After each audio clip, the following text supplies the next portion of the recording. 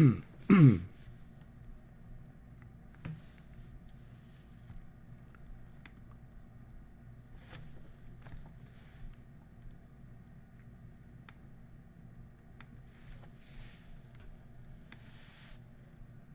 does my lip itch all of a sudden? Are we live? Oh shoot! It looks like we're live. All right. Is there a way to share this? Hold on one moment. Okay, there it is. Oh, you know what? I can screen share.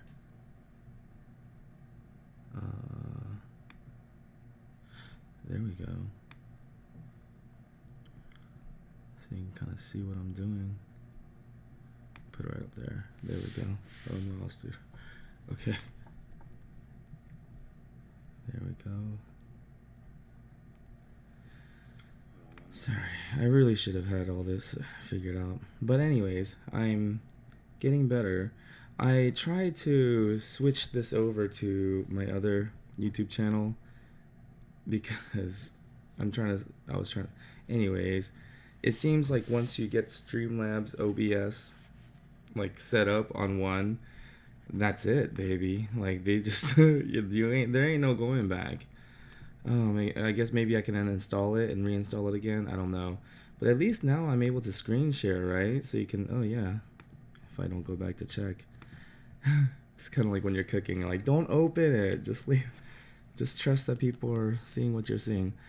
Okay, I'll just put, let's go live. Oh, well. Okay, live, and then 3 exclamation marks. So people know it's serious, you know? When they see the 3 exclamation marks, they'll say, oh shoot, look at that. It's 3 exclamation marks. It's serious. So maybe they'll tune on in, see like, what's so serious? And then, you know, then they come on, probably be upset. Brought me on for this? Yeah, you put 3 exclamation marks on there. Anyways, okay. So, Sue, what's up, Sue? How are you? It says, hi, boo. Nice, okay. Let me stop sharing that. Okay. Crystal LaCroix's here. What's up, Crystal LaCroix? Terry Miller, first time I caught you live in a while. Nice. What's up, Terry? How are you? Let me put my notepad away. I was actually in a Toastmasters meeting earlier, just before this, actually. And then I let my dogs out one more time while we have a little break in the rain. And so I figured, while I have my camera and everything set up, because we were in a GoToMeeting app. Everything's online now, right? Because of the pandemic. So anyways, yeah, since I had my camera set up, I figured, you know what? It's already set up. And enough people have asked, you know, how I'm doing, checking in with me. I've just been busy. So busy. Just feels like I've been racing against the clock. Just constantly just racing against the clock. So I decided, you know what? I already got the camera and everything set up. Let me just go ahead and stream real quick and let everybody know what's going on. Also, maybe answer some questions because even my clients, like, you know, what's going on? Their dogs are shedding. Or the thing is, the dogs that are the medium to short coat, like you got your labs, you got your golden retrievers, like my dog Angel, she's like a Jindo mix. Even Dexter, he's a pit bull mix. Them, you see it obvious. It's like bundles, tufts of hair just coming out. So you can see obviously they're shedding. But the long-haired dogs like my dog Weemy, you know, the Catan, the Tuileries, the Shih Tzus, the Yorkies, especially Yorkies. With them, you're going to just see them itching a lot, you know, itching. And you see like little cotton ball kind of things, you know, all over the place. So I just wanted to kind of explain what's going on. And especially since I got my screen share working, thinking maybe like what I can do is like Google some images maybe. So because I'm an visual learner, audio visual. So that's why I love audiobooks. Like if I had to read, maybe I can turn this camera here like this. Because earlier, okay, there we go. So I'm not like cooped up in this corner here. Earlier, the sun was still shining through here, so it was kind of a distraction. So maybe I can sit straight here. But anyways, So, what was I saying? Shoot, I forgot. Oh yeah, about the summertime and the dog's coats and everything. How about I almost died a couple weeks ago. Let's start with that. How about we start with that? I almost died again. Driving down from Tennessee, seeing my daughters, visiting with them. It was the 4th of July weekend, and we had a great time and everything. I'm driving down late, and no, this time it was, yeah, it was the 4th of July weekend. Anyways, yeah, I made it almost home. I was like 2 minutes away from the house. I was fighting sleep the whole time. I know it's dangerous. I should have pulled over and slept. But crazy thing is, when I pull over and try to sleep, I can't sleep all of a sudden. I'm just laying there. Anyways, so I guess it's the driving. It kind of lulls you to sleep. Anyways, I was like 2 minutes away from the house. I passed the signal light, and that's the last thing I remember. I just remember, boom, waking up to a crash, and so I turned the wheel, and then my car was spinning, so I turned it again to correct it, and then I overcorrected. It spun, and then so it just spun out, and then can everyone hear me? Okay, I remember. Okay, cool. They can hear me. So yeah, I spun out, and then my front tire was okay, but my back tire was completely busted and blown out, and so yeah, I had to change the rear tire. This was like 2 in the morning, and so I'm changing the rear tire. Terry saying that she remembers me posting about that because I was on Facebook Live just because I was thinking in a few years from now I want to look back on this when it comes up on my Facebook memories, like, oh yeah, I almost died. Because the thing is, thank God there was no cars coming in the other way. It was so late at night. Because if there was any other cars, I mean, who knows what could have happened. Um, but yeah, so the next day I changed the tire. So now my car is still shaky a little bit, but I think it's because I bought a used tire just to replace that one, and and I have a set of hubcaps that I had, but I had to, I bought a new set because one was missing that I couldn't find. So I put my old hubcaps on the passenger side because I couldn't find the hubcaps. They're just gone. And so when you look at my car, nobody can really tell because the hubcaps match the front and back on the passenger side. But when you look at the driver's side, it's a different set of hubcaps. But they're similar enough. I guess I like the similar styles. But it's similar enough to where I see people when I drive by parking lots and stuff or something, when people look at, like, yeah, it's like double take a little bit. Anyways, thank God I'm not dead. But yeah, so basically, oh my goodness, in my Toastmasters meetings that I just had, the grammarian, he said that one of his pet peeves is people saying basically. Oh my God. I just said basically. So is a filler word. I'm working on these. Let me get to the point, right? And be breviloquent. Breviloquent was the word of the day. Anyways, breviloquent means to be brief, to be concise. Anyways, let's see here. Melissa LaCourcy. What's up, Melissa Sanya? Good evening.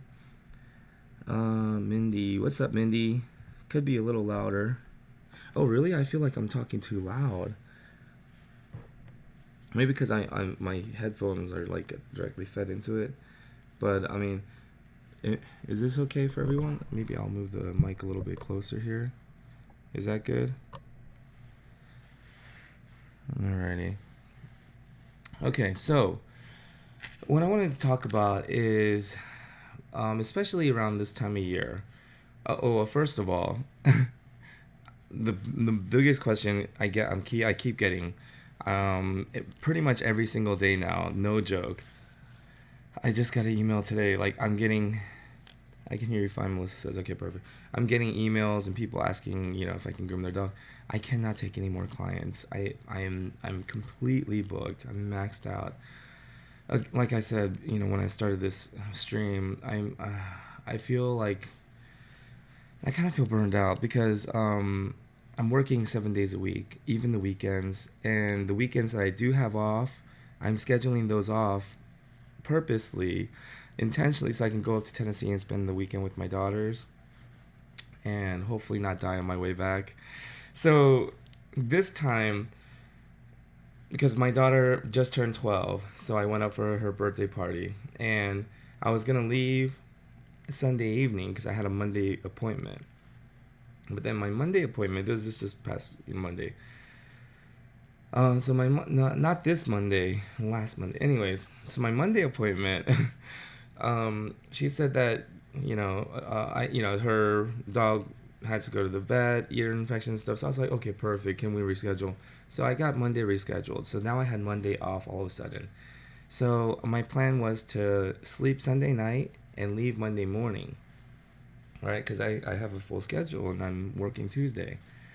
And so I'm spending the day with my girl, my daughters, and my ex, and my baby mama. She was like saying that she has to go shopping with her friend. Of course, I got the girls. And so she leaves like around, I think it was like 11:30 or so, right? And so I'm thinking, maybe she'll be back like around 1, 2. I'll get home like around 5 or 6 in the evening because it's about a 4-hour drive back down. And Atlanta's an hour ahead. So I'm thinking, by the latest, I'll probably get home like around 8 in the evening, maybe 8 or 9. It's all right. 7:30 p.m. She gets home at 7:30 p.m. But it's all good, right? It's all good. So I mean, I didn't get upset. I didn't lose my cool. None of the, And I realized why. And I was like, and I actually kept telling myself, this is good. I'm spending more time with my daughters. Um, but I think that before, like when we were married, I would have lost my cool. I would have I've been upset, right? I mean, shoot, you know, I should have known when you had that makeup on when you left them. I was kidding. But I mean, I was just like, what, right? And but so I left around 8 or 9 p.m. So again, I got home like around 2 or 3 in the morning. But it's all good. It's all good.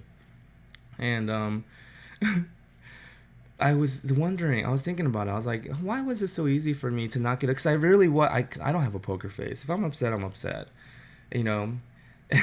And so like I was thinking, why was I not upset? Because I know that when we were married, if she would have pulled something like that, right? And it wasn't her fault, of course it wasn't her fault. It was her friend. Anyways, I would have been, as soon as she came in the door, I would have been like, WTF, man, you know, what's going on, right? And I would have probably been upset. But then I was wondering, because I was like thinking, she knows I had to go down, get back down, and she knows I have to work. It's all good. She knows I almost died last week, but it's all good, right? But I was thinking it's probably because I do care about her. I don't have any negative feelings about her or anything. It's just, but I just don't care anymore. And I was thinking, like, if we were married, though, I think because I'm laying next to her and everything, I would have been like, I gotta live with this person. We gotta figure this out, right? We got things to discuss. We gotta talk. But I think that because we're now separated, we're now divorced, and it's what's done is done, right? And there's nothing to fight about. And there's I don't, there's nothing to figure out. It's just you do you, baby, and that's why I don't like you. Anyways, I'm tired, and I just got back from working, and anyways, I'm still in my work clothes. I still gotta take a shower, so that's why I'm probably saying too much. I'm not being breviloquent. Anyways, let's see. That's better. Hey, Gene. What's up, Sherry Berry? Says, just got here. How did you almost die? Glad you're okay, though. Oh, no, because, just driving back down from Tennessee really late and just fighting sleep, fell asleep at the wheel, hit the curb, spun out, and had to replace the tire. But good thing was just the tire we had to replace. And my dog Weemy was in the car with me, and he was like, he was shook. So, anyways, enough about me. Let me get back to the point. The point is, let me see if I can show you guys let me see if I can find a good picture. Here you go, on google.com. Oh shoot, my phone just picked up. It's like, hey, what do you need? Okay. Canine skin. Okay, let me see if I can Google some images. Canine skin, see what comes up. Okay, perfect. OMG. Alrighty. So, excuse me. This is the canine skin. Let me see here. This might be a good. Okay, yeah, we can work with this one. This is kind of the one that I first saw when I was first introduced to the canine skin and coat. This is kind of the I guess what do you call that? Again, I'm pretty tired here. That screen, the projector screen, anyways, the first shot, the first thing that they show, let me get us something to drink.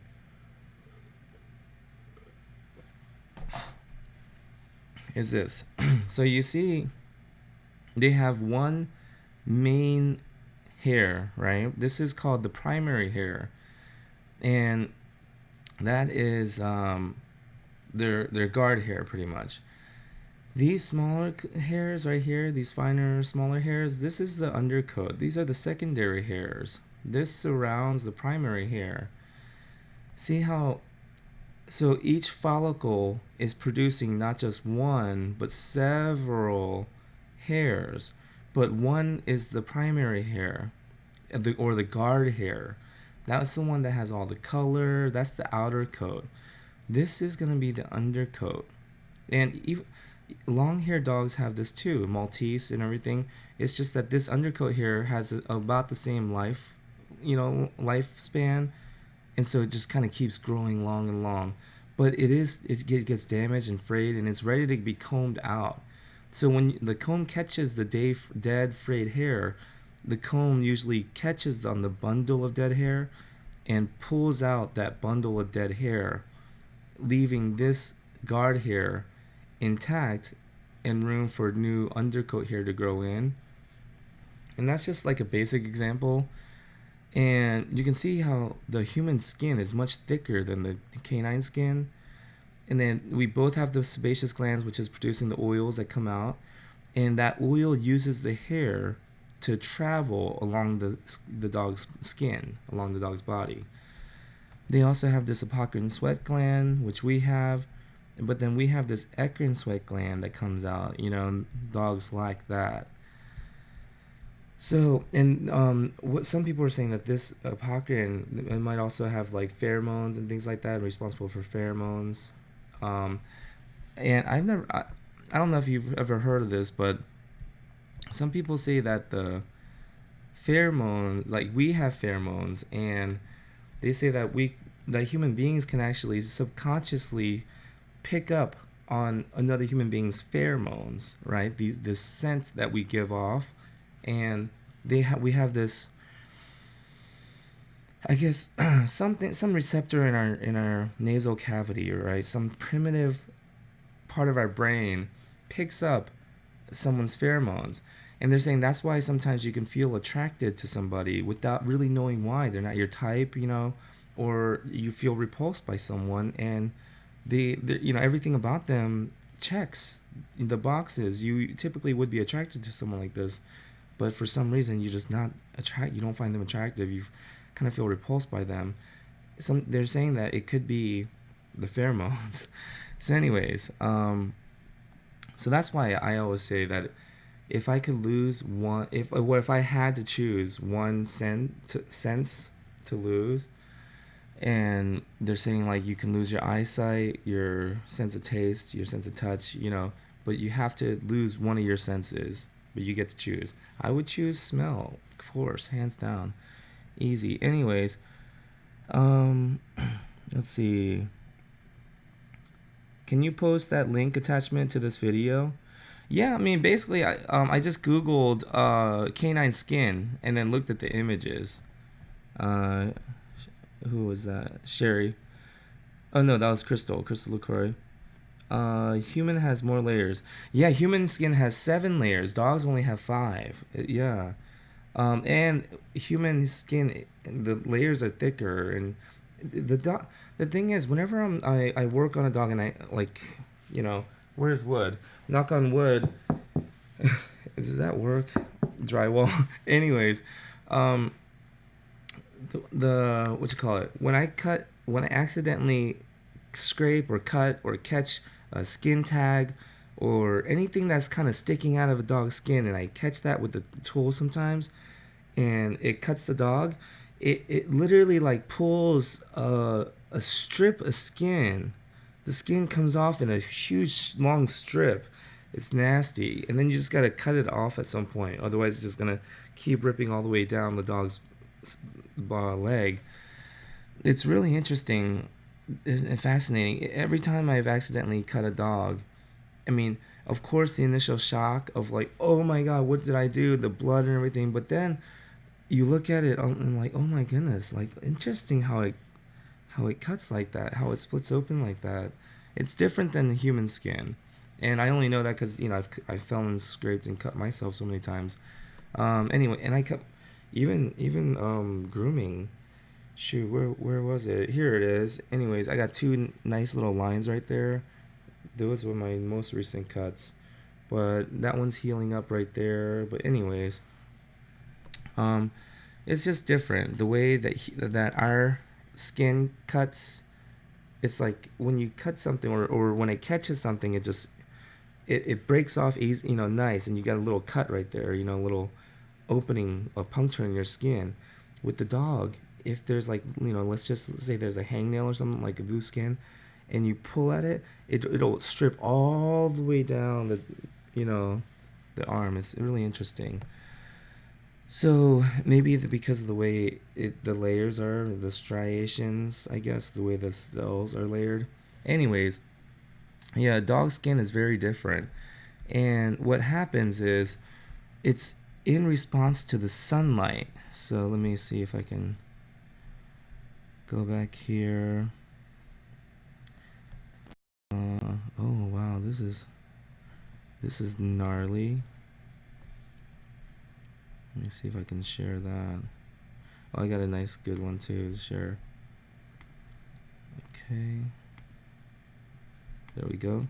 So check this one out. This is a really good image of a dog's skin.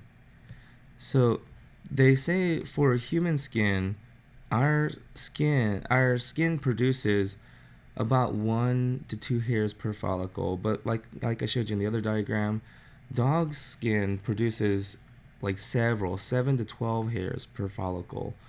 But look at all this going on. There's a flea that shows a flea going on there. See how all of this yellow stuff, this pus, is building up there. So and then it causes it to rupture. That's what's causing your dog's like skin ruptures. The skin tags and nasty, and those bumps on your dog's skins. Those bumps is more like this, where it just gets really full. And in my experience, when you comb out that hair, when that bundle of dead hair comes out of that pore, that nasty stuff that's building up also comes out. And especially when you wash the dog, then I wonder if I'm gonna get flagged for this because they're selling these, obviously. But anyways, who cares? Whatever. I don't know. It's just my opinion, but I feel like knowledge should be free. That's just my opinion. But anyways, of course, if I were to hire somebody to present that knowledge, of course, But come on. Anyways, especially if it's gonna help people with their, and see what I'm talking about. So it's the guard hair, right? And in this diagram, they're calling it accessory hair. And then there's the dermis. Anyways, so you can see here how what just happened. Okay, let me click away from here. Okay, you can you can see here. Oh, this is on Pinterest. Okay, but if you pull this out, right? If you catch this bundle of hair and it comes out of that pore, then you leave space. And also this stuff down here where the roots are, you'll see when it comes out, you'll see all this dandery stuff, white stuff, sometimes black specks, dirt, I call it skin dirt, but it all comes out of there. And I believe that a lot of that is that pussy stuff that's building up. Oh, that's the link that it sent me to. But yeah, that's what's going on. So when your dog's itching like that, when your dog's itching themselves, what they're doing is they're trying to get. Oh, it's because I'm streaming live at the same time, so I was about to say, man, why is it so slow? But actually, this is pretty fast. Look at that. Possible causes, so dog skin problems, when their dog's itching, especially the back of their ear like that. Possible causes range from parasites to allergies, underlying illness, allergic dermatitis, even that. So I have a contact, I guess, somebody that I know. Oh, I'll take her to her page. She has a product that she made called Derm Magic, and I met her at Super Zoo in Las Vegas. This was like maybe 4 years back. But dermmagic.com, she was explaining to me that most dog issues, especially like that foot that we just saw, that it's a yeast problem. It's a fungal problem, not a bacterial problem. And she was saying that it's because most vets and most places that treat it are treating bacteria, and that makes it worse. Because she was saying that on a dog's skin, on just on a normal basis, there's what you call it, bacteria and fungus lives on the dog's skin. At any given time, at any moment, you could take a sample of your dog's skin, just take a swab of it, and you'll find trillions of cells of bacteria and fungus. And it's a part of the natural flora that makes up your dog's skin. Now, whenever something knocks this balance off, right? Whenever it knocks this flora off balance, and it could be, like an immune thing, anything really. It could even be a bug bite, or it starts off as a bug bite, then your dog keeps licking and chewing at it.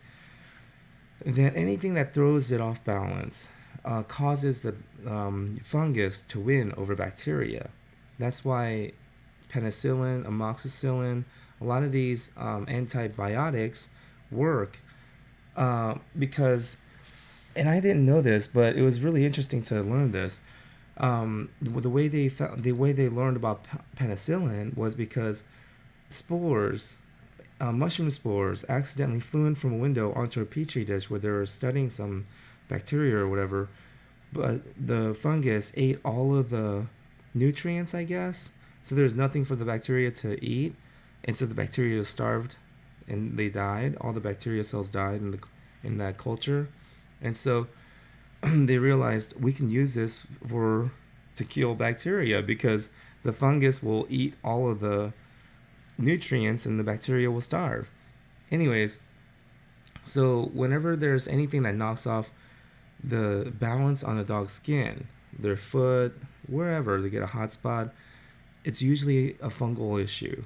And this is a really good product. Derm Magic, she has all natural skincare testimonials, blogs. But I'll kind of walk you through it here. Let me share my screen again.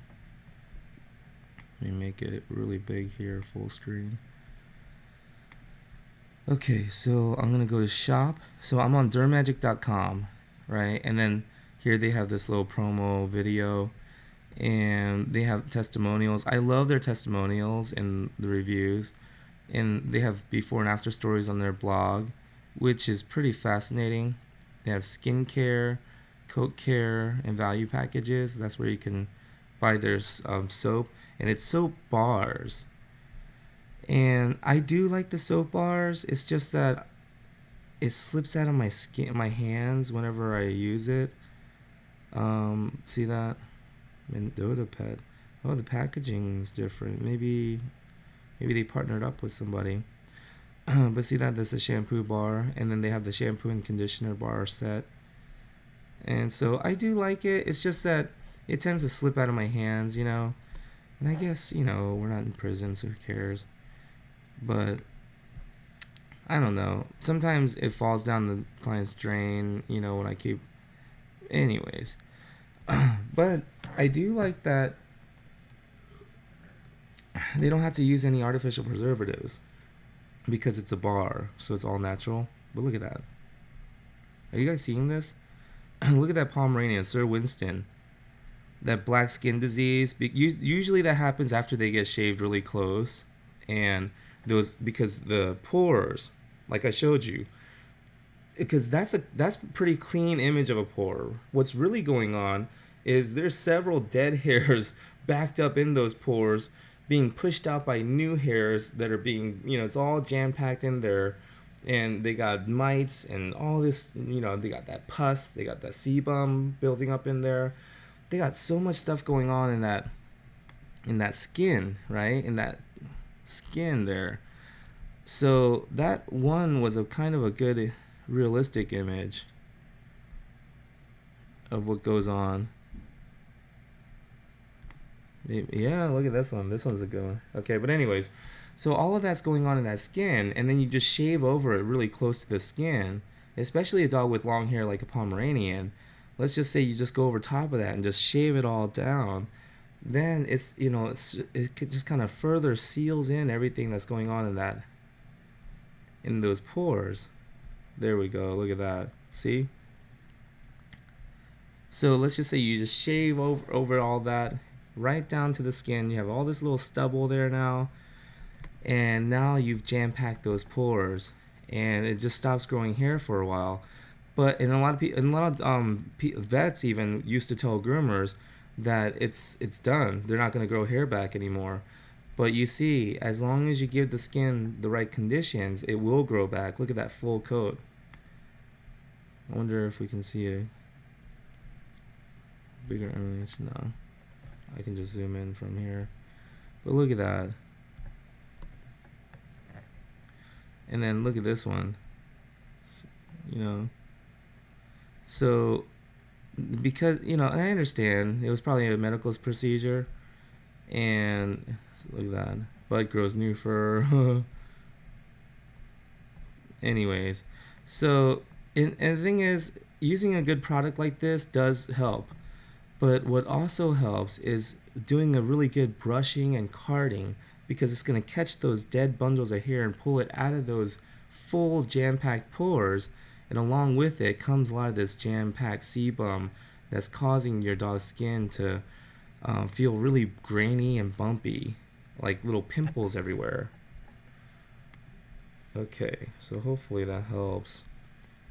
And that happens especially during the summertime, because again, it's in the dog's skin coat gets its cues from the sun, and so somehow it knows it's the summertime, not because it has a calendar or anything like that, just because the intensity and the duration, they call it the photo period, the intensity and duration of the sunlight lets their skin and coat know that it's just that time of year. And so even if they're indoor dogs, if they spend any time outdoors or get any kind of sunlight, it just seems to know. That's why even if they stay indoors all year long, your husky is probably shedding like crazy right about now. And they're supposed to. There's nothing wrong with them. You know, some people are like, what's wrong with my dog? You know, it looks like they're patchy. It looks like some areas are, you know, they lost so much hair that it just looks bald now. It's supposed to right now because they're shedding a lot. They're getting rid of their last season's coat. and that happens around this time of year. They say June 21st and December 21st because those are typically the longest and shortest days of the year. The summer and winter solstice. They say that those are the peak shedding days for dogs. So when you're seeing this, there's no need to be alarmed. It's actually the sign of a healthy skin. Your dog's skin is doing what it needs to do to get rid of its old clothes, its old underwear, and its old last season's coat, and that way it makes room for its skin to grow its new fresh coat for the new season, for the new upcoming fall collection, so your dog stays stylish and fresh because they grow their outfit, their clothes, right? That keeps them safe, but also makes them look beautiful. We can buy and change our clothes, so we don't really think of it, but it's just for me when I hear some of my clients, saying like, even now after all these years, they're like, what's going on with my dog? I'm just it's almost like if I went out, during the fall, like what's going on? Why is everything dying? Why is everything falling off the trees? And why is the planet dying? What did we do? Make sacrifices, right? um, you probably think, is he new around here? Is this his first? Is this his first go around? It happens every fall, right? And that's the same thing with the dog shedding, and their dog skin. You're gonna see some, even my dog Angel, especially because I'm so tired sometimes. And only when I see it's getting really bad, I see like bundles of hair just coming off, I'll give her a quick brush before we go on a walk. But anyways, I can do better. We can all do better, right? But yeah. But even my dog Angel, I see a few little like kind of patchy areas where it's a little thin around her hips and everything, and that's fine. It's because that's that time of year, and all of that old hair came out to make new for the new hair, to make room for the new hair. Okay. Elsie, what do you think about people that shave their dogs down thinking it would keep them cool when it's quite the opposite? Yeah, Elsie, the example that I like to use is it's like going to the Middle East, going to the desert. And especially when I like to watch food shows when people go to these deserts and everything. But anyways, it's like going to the desert and seeing those people all wrapped up in robes, covered up, head to toe pretty much. And you say, "Oh, these poor people! Look at them! They're like baking in the sun. Here, let me help you out." And you take all those, the layers off, right? And now they're stripped down to their bare skin. And you give them some swimming trunks, right? And you say, "There you go, you're welcome." You actually really screwed them over, because that was their protection from the sun. And actually, it keeps them cooler to be under all of that than to be exposed. Same thing with our dogs. That layer of coat, especially double coated breeds, they will stay cooler in the sun than like a short haired breed like my dog Dexter. My dog Dexter, he loves to sunbathe, but he can't stay out there for long. He comes back in under the shade. My dog Angel, though, because she has a thicker coat, she has that medium double coat, she can stay out there all day long. They stay cooler because of that extra insulation, that extra thicker coat. My dog Weemy, but he's intolerant of anything anything a little remotely uncomfortable. He's intolerant. So, anyways, yeah, Weemy doesn't really like to go out unless I make him go out. Anyways, but yeah, Elsie, it is quite the opposite. Shaving a dog in the summer exposes their skin to the sunlight. And when a dog's skin get exposed to direct sunlight, their melanin granules, because our melanin granules changes colors. We tan under the sunlight, right? And some people get sunburn over, too much sunlight. But our skin changes color. The dog's skin, their melanin, they don't have melanin like granules like us where they can tan. They have melanocytes which rapidly multiply under the sunlight, under the direct exposure to sunlight, and over time it can develop into a tumor. which can turn into cancer. I mean, and this is given a long enough timeline and repeated enough. So if somebody does it one time, yeah, maybe it won't affect the dog, especially if it's done when the dog's younger. If the dog is older, let's say the dog is 12, 13, 14 years old, maybe even 15, pushing, and you shave a dog down for the first time in its life at 15 years old, then the shock, it might be too much. So even though that dog's only been shaved down once, it was done at the end of its life, probably not a good time. you know and so, in my opinion, it's better to shave a dog in the winter time because it'll be less exposed to the sunlight. If you're gonna shave a dog, it's better to shave them in the winter. But then they don't have. You could put sweaters on, I guess, and make sure they're put doggy jackets, make sure they're warm. But yeah, without their natural coat, now they're exposed to the cold, the temperatures, and that's not good either. So in my opinion, it's never a good time to shave your dog, unless absolutely necessary. I mean, so I don't want to say never. In my opinion, I like to avoid shaving a dog as much as possible unless the dog just really can't tolerate, because every dog has a different threshold of pain. So I did a dog, Bear. He's a Cabachon. Just last week, and we had just gone a little bit too long. The whole virus and everything's going crazy. So anyways, and he was just really tangled up, and I was willing to go through and demat everything, take my time, but he was just crying, and it just sounded like, man, why do I gotta do this, man, why you do, oh man, okay, oh man, you know and that's what it sounded like. Just he was just whining and crying. So I was like, all right. And so I just let them know he's just really not tolerating this. And so they were okay with it. So I went down with the 7.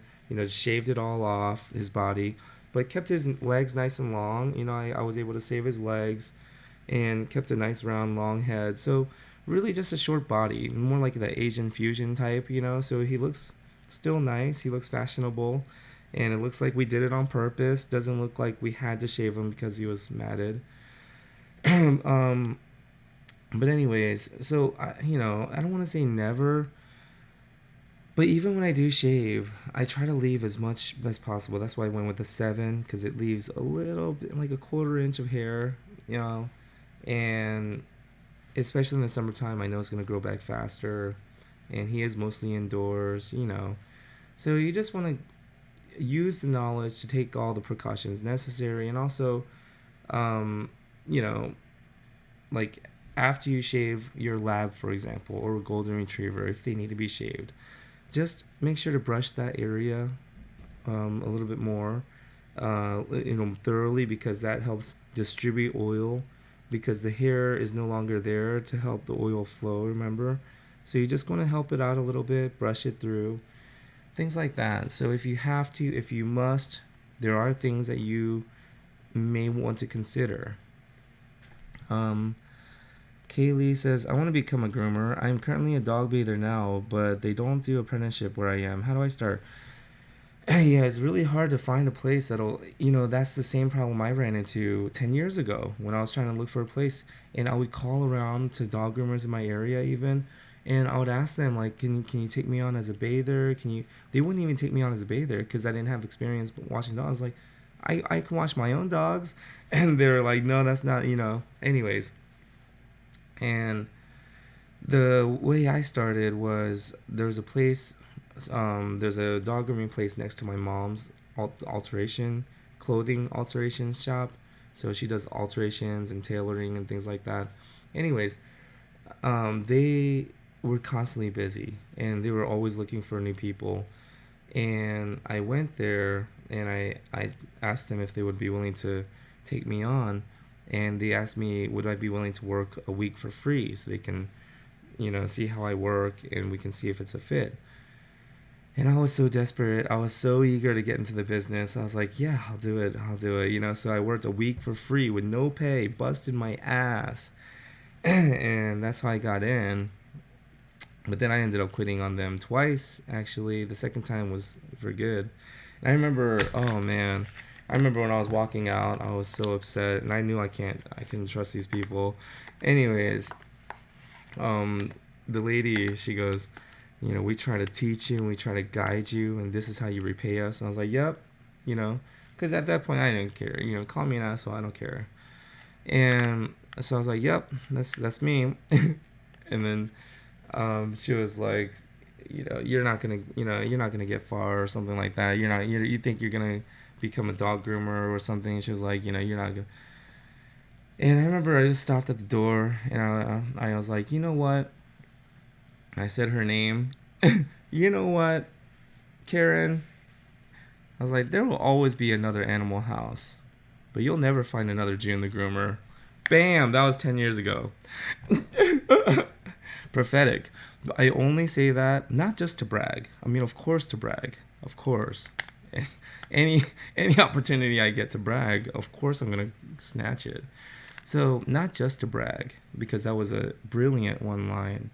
If you're ever gonna walk out on somebody, I give it to you. It's a gift to you. Take it. So next time you walk out on a boss, another shitty boss, you could be like, you know what? There will always be another Taco Mac, or whatever the fuck. But there will never be another, you know, Bob the Griller. Bam! Out, mic drop. Anyways, I say that not just to brag about that brilliant one-liner as I left, but to also empower you. Because, like, 10 years ago, nobody could have convinced me that I would be doing what I'm doing now. Going into people's homes. Shoot, like, I'm welcome into some of these people's homes. And some of these people's homes, I still make a big deal about it. the other just last month, actually. And they were like telling me, like, there's a room upstairs if you want. I was like, shoot, I'll totally move in with all three of my dogs. But anyways, I was telling them, like, I love coming to here. I love coming to your place. I was like, I love driving up here. It's like, wow, this castle out of nowhere, and I'm invited. I'm welcome into this castle. They're like, well, there's a room upstairs. I was like, shoot, I will totally. Anyways, and I'm welcome. Not only welcome, but I'm appreciated and valued. And I get to groom dogs the way I want. Take my time, and comb them out thoroughly. Make sure everything is quality, right? And the dog is comfortable and laying down, and, just do it. Just create an experience, right? Because I'm an artist. Nobody could have convinced me that this is what I would be doing. That that I would have the confidence or even the skills and the ability to pull off what I'm pulling off these days. Nobody would have convinced me because I was so insecure, but I still had it in me, and I think it was more just I'm petty. I like to be petty, and so that was just something I could, because I like to get the last word in. And that's why I said that. I was like, you know what? There'll always be another Animal House. There'll never be another Jun the Groomer. But it turned out to be true, and I think it's true not just for me, but for all of you, for everybody. Really value yourself and have confidence in yourself, and don't be afraid if you lose your job or if you have to quit. You've been waiting to get fired, you've been trying to get fired so you can still get your benefits, but they just won't freaking fire you. And now it's come to the tipping point. Now it's come to that that line in the sand, and you're just like, that's it, I guess I just gotta quit now. They're not gonna fire me. Don't be scared. Bet on yourself. Believe in yourself, Okay. Even if you don't really believe in yourself, sometimes just do it. Just take a gamble and bet on yourself. And yeah, you might lose sometimes. I did. Fell flat on my face, lost everything.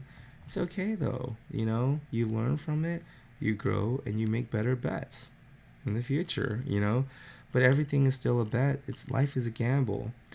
You know, you can play it as safe as you want. You can hesitate as much as you want. I get the questions all the time. June, I want to start my own business like you. How do I do it? You know, what's the business plan? All this stuff. You can sit there and strategize and plan all you want. Really, you just got to get out there and get started. Do you know somebody that trusts you enough to invite you into their house and groom their dog, and they'll be sitting there in front of you, watching you? Are you comfortable with that? Can you do it? Because it really doesn't matter. It doesn't matter if you have a perfect plan, perfect price structure, all this stuff. If you don't actually like it, if you can't actually pull it off, you know, it's like, oh shoot, sorry. Let me take a sip of this. OMG, have you guys tried this? Snow ice, cookies and cream latte. So at first I thought this was in the packaging. I thought this was ice cream sandwiches, cookies and cream ice cream sandwiches, snow ice. But then when I pulled it out of the packages and I saw this, the cap, I'm like, what the WTF, man? What is this? You know? Now, oh my god, I'm so pleasantly. Oh my goodness, I'm so glad I'm wrong about this. Oh, it's so good. I was like, what is this? You know, but it is so good. You just gotta be patient a little bit, let it melt a little bit. But as soon as it starts to melt a little bit, you got this like milkshake in a pouch.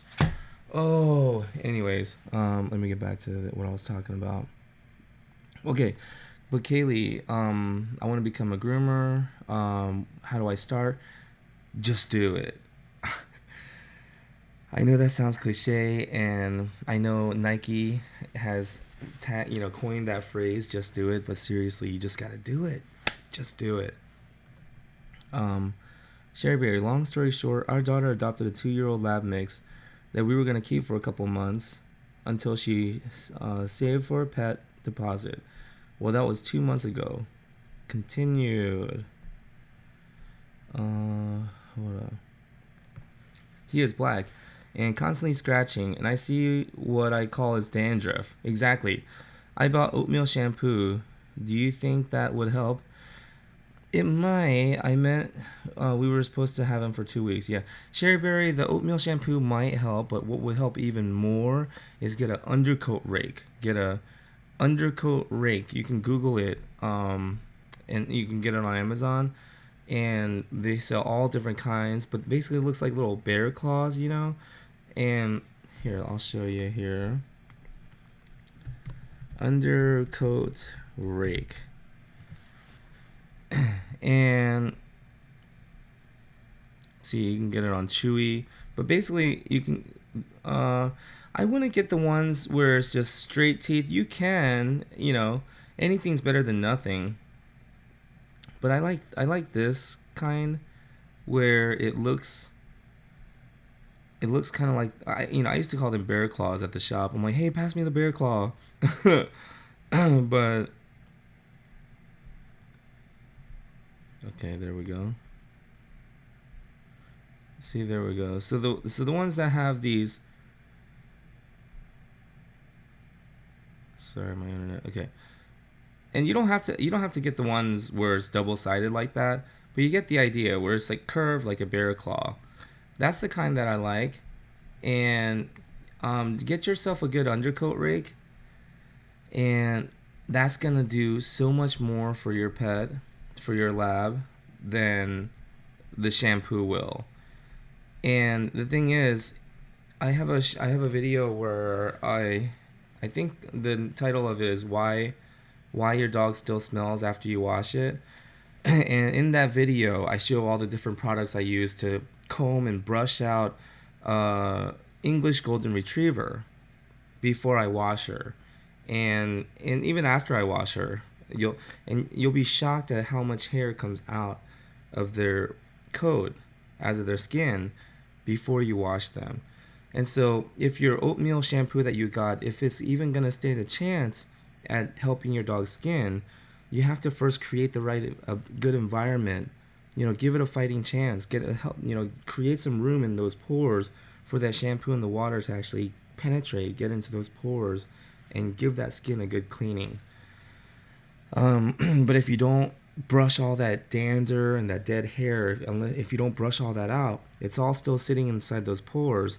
And even though it is coming out in the bath, you know, you would get much better results getting all that out first, brushing it out with the undercoat rake. Oh, did I even show you? I didn't share my screen. Shoot, sorry about that. But on the Google search, this is the one. Well, not this one in particular, but I'm just showing you like this is the type of tooth you're looking for, the one that's kind of curved like that. Instead of, and it doesn't have to be double-sided, but you're looking for something like that rather than something like this. And you can still use this. It's just that, see this one here? You can use this, but the one where it's curved like a bear's claw, that's gonna pull out so much more. It's gonna just give you much better, faster results. And sometimes that one there with the teeth where it's just straight, sometimes you're gonna get scrape marks, lines down your dog's skin because, again, like we said before, your dog's skin is very thin and fragile. Okay. Kit Kat says, put the soap bar inside of us. Oh my goodness, what a great idea. Kit Kat, thank you so much. Put the soap bar inside of a sock. You know what? Problem solved. I'm going to go ahead and order some. Because I actually was using some of those soap bars in my local pet boutique shops. They sell like one's made out of like moose milk. Another one I tried was made out of goat's milk. But anyways, I'm trying these like natural soap bars for dogs, and I'm liking it. It's just that after you use it a few times on a few dogs, and it starts to wear down and it starts to come down a little bit and get slippery, it slips out of my hands, and I can't help but just look over my shoulder. You know what I'm saying? Reflexes. Old habits die hard. Anyways. Sherry Berry says, or soap up a wash rag. I was thinking about doing that too, but it's just easier to lather up, directly on the dog's skin. But I can see how in a sock I could still get it directly and lather it up. Andrea Schnauzer Mom says, what do you think about the Selsun Blue for dog skin issues? No. Unless you're talking about a Selsun Blue for dogs, which I'm not aware of. I don't think that Selsun Blue makes any products for dogs. We'll Google it here. Selsun Blue for dogs.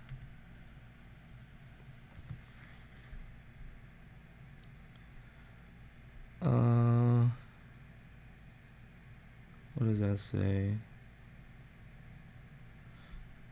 How to use Selsun Blue on dogs. Well, hold on, let me show you what I'm seeing here. Because from what I understand, you want to use dog shampoo, products specifically made for dogs, because human skin, our pH is a 7. No, our pH is a 5, more like 5.5. Dogs, they're more like a 7, more neutral, more alkaline, more base. We're more acidic. And when we use human products on a dog, because the pH is more acidic, it strips the acid mantle off the dog's skin and hair, leaving it wide open to bacteria and fungus. Let me see here. Many veterinarians prescribe the shampoo for treatment of Malassezia pachydermatis, a yeast commonly found on dogs. This yeast leads to itchy skin, pustules, and hair loss. Oh, pustules.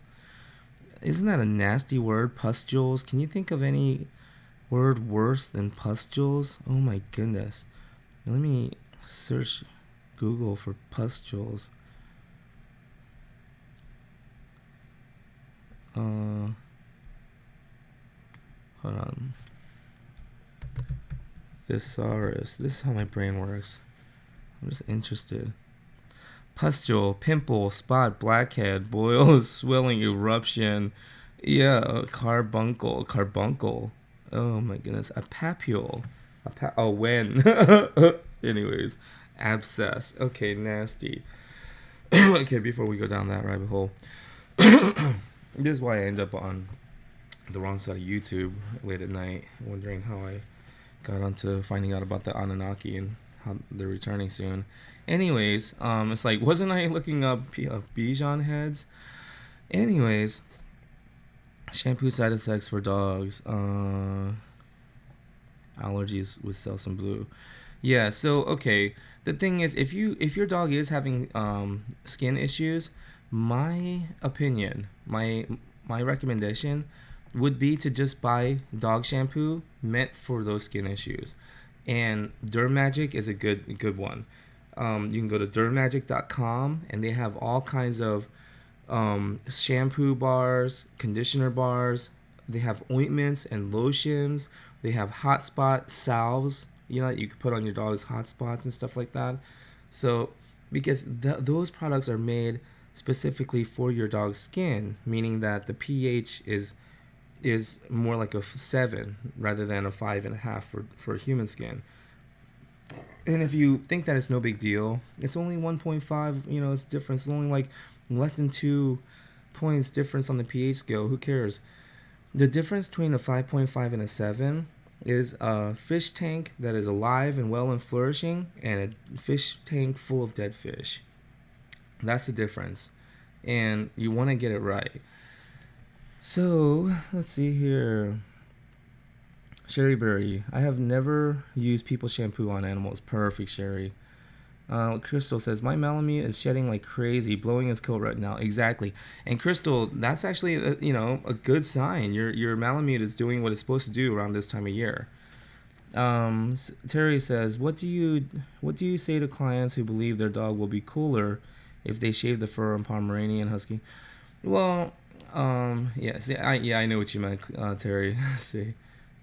Oh, good, already asked.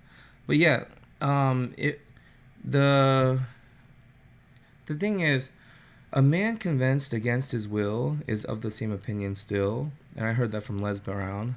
But you're never really gonna convince somebody if they're set. And I experienced this in Arizona as well when I worked at different grooming shops. I would try to talk them out of it. I would see them on the schedule, and I was assigned to groom that dog, and I see it's like a 7 all over, like a shave down on a lab or a Pomeranian. And I would try to explain to them why it's not a good idea to do it and everything. Explain to them some options that we can do. We can give the dog a trim, but not go so short. Things like that. And they just don't want to hear it. They just want the dog short.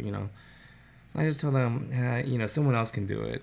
They say, oh, why? I say, because when someone else does it, they might not believe as strongly as I do that it's the wrong thing to do. You're asking me to do something that I believe is wrong, and I'm not going to do it, But another groomer who I'm not going to disagree with, if another groomer, that's what they like to do and that's what they believe is right and they believe they're helping the dog out, who am I to disagree with them or say anything? And there's a market for that, we're not in competition or anything.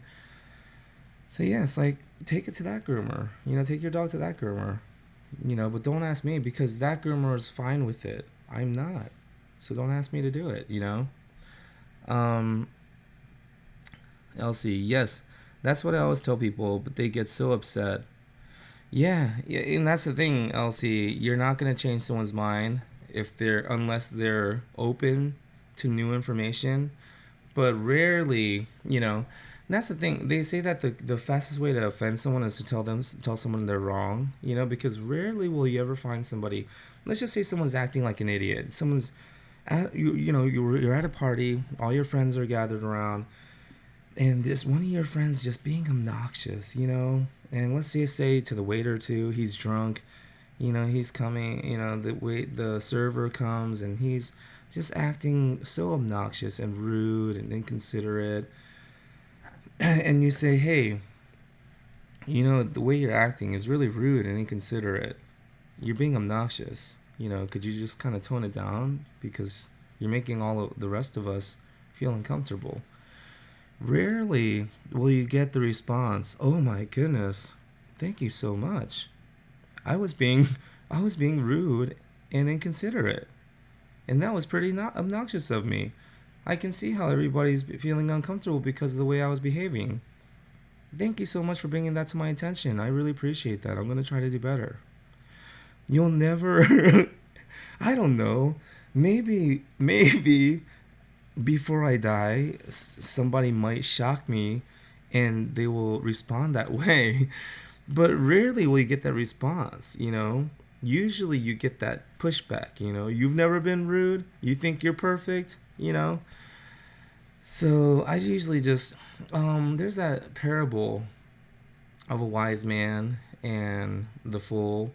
And the fool asks the wise man, "Hey, wise man, how is it that you are living so long? You know, I thought you'd be dead by now. You know, how are you still around? You know, kicking." And the wise man says, "I believe it's because I don't allow myself to argue with fools." And the fool says, "Well, I disagree with that." And the wise man says, "You're right." And he continues walking. You know, you just let him be, you know, because there are so many dogs that need to be groomed, seriously. Just in my neighborhood, even if because my clients are all downtown because that's where I have my shop and that's where, you know, I got to know the dogs down there and everything. But anyways, if I wanted to start a new business all just right here in my neighborhood, there would probably be too many dogs for just myself to handle just in my neighborhood, you know? So I wouldn't sweat it. If you're trying to explain why shaving their dog during the summertime is not actually going to help their dog stay cooler, it actually is going to do the opposite, and it could cause their dog to have problems, and therefore their hair might not grow back. You know, these things can happen, and they have happened. It's documented. You know, if they're just not hearing it and they're getting upset and they're getting argumentative, you know, just say, "Okay, cool. Take them to that groomer." That groomer would love to have your business. You know, I don't want it. Let's see here. Crystal says, if someone is not in agreement of doing something in the best interest of their dog, it's probably not a client I'd want to keep. Yeah. And if someone's not open to just having a dialogue, having open conversation, you speak, then I speak. And we listen to understand. We listen to try to interpret the meaning of their words, not to respond. We don't listen to try to think of what we're going to say next. We listen to try to understand what this person is saying and try to understand why this person would think that way, you know? And even if we don't agree, as long as we understand each other, that's fine, right? Let's see here. Cherryberry, you should be on the radio. You have a very soothing voice. Oh, wow. It's this mic. It's this mic, baby. No, it's kidding. But thank you, Cherryberry. That's very kind of you. I don't think so. And I'm constantly, clearing my voice because it's scratchy AF.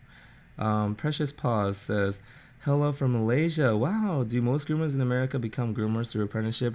Yes, in my opinion, most groomers that I know apprentice under another groomer. And if you're in my area, or if you're willing to travel, there's a grooming shop called Swanky Paws, and it's run by the groomer who originally taught me about 10 years ago. Anyways, her name is Barbara, and she has a partner who runs that shop with her together named Angela.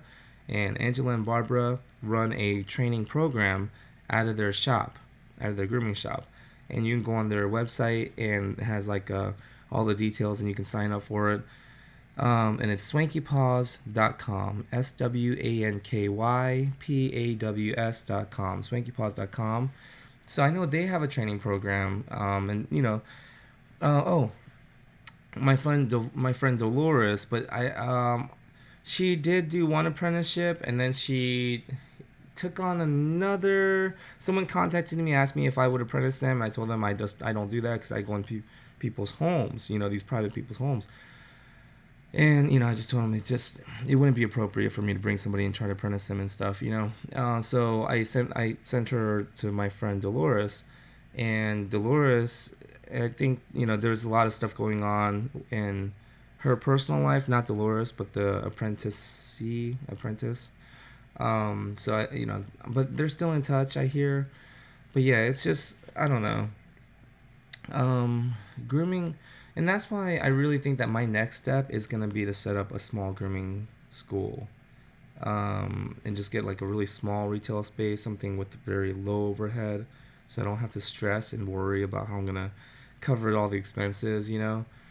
Something very small scale, and maybe just like a classroom, a bathing room, and then a groom room. You know, and a small reception area where we take in dogs.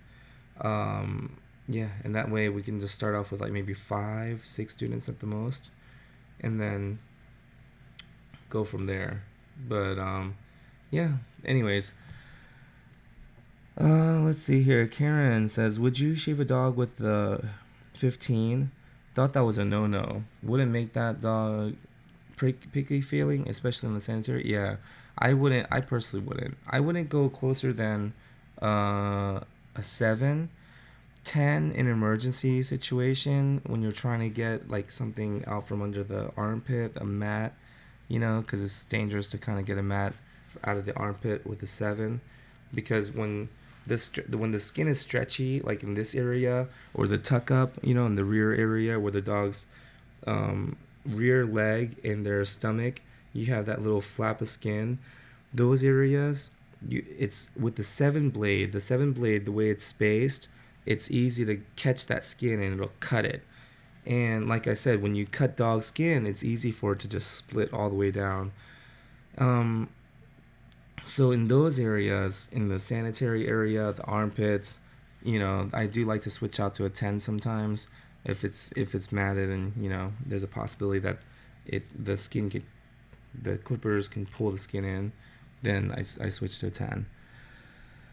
All right. Crystal says, make sure the dog is quality. I love that. Uh-huh. Crystal says, I'm scheduled to go back to work at my salon on the 6th, and I really don't want to go back. I just want to do my own thing, my way. So this is speaking volumes to me right now. Yeah, Crystal, you have to have faith in yourself. Like, they say, what do they say?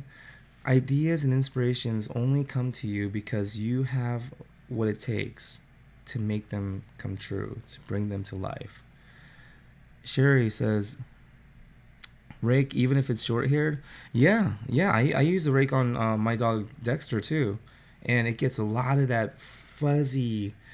On Dexter, it's like this fuzzy stuff that comes out, and he's a short haired blue pit mix. Crystal, when using a bar shampoo, are you concerned at all about sharing bars between multiple dogs and spreading No, because when I use the shampoo bars after I'm done with the dog, I rinse it off really good and then I let it dry. Because I remember when I bought oil bars at Oil Bar, there's a place here at the Sugarloaf Mills. It's a mall down the street from where I live. Inside that mall, there's a place called Oil Bar.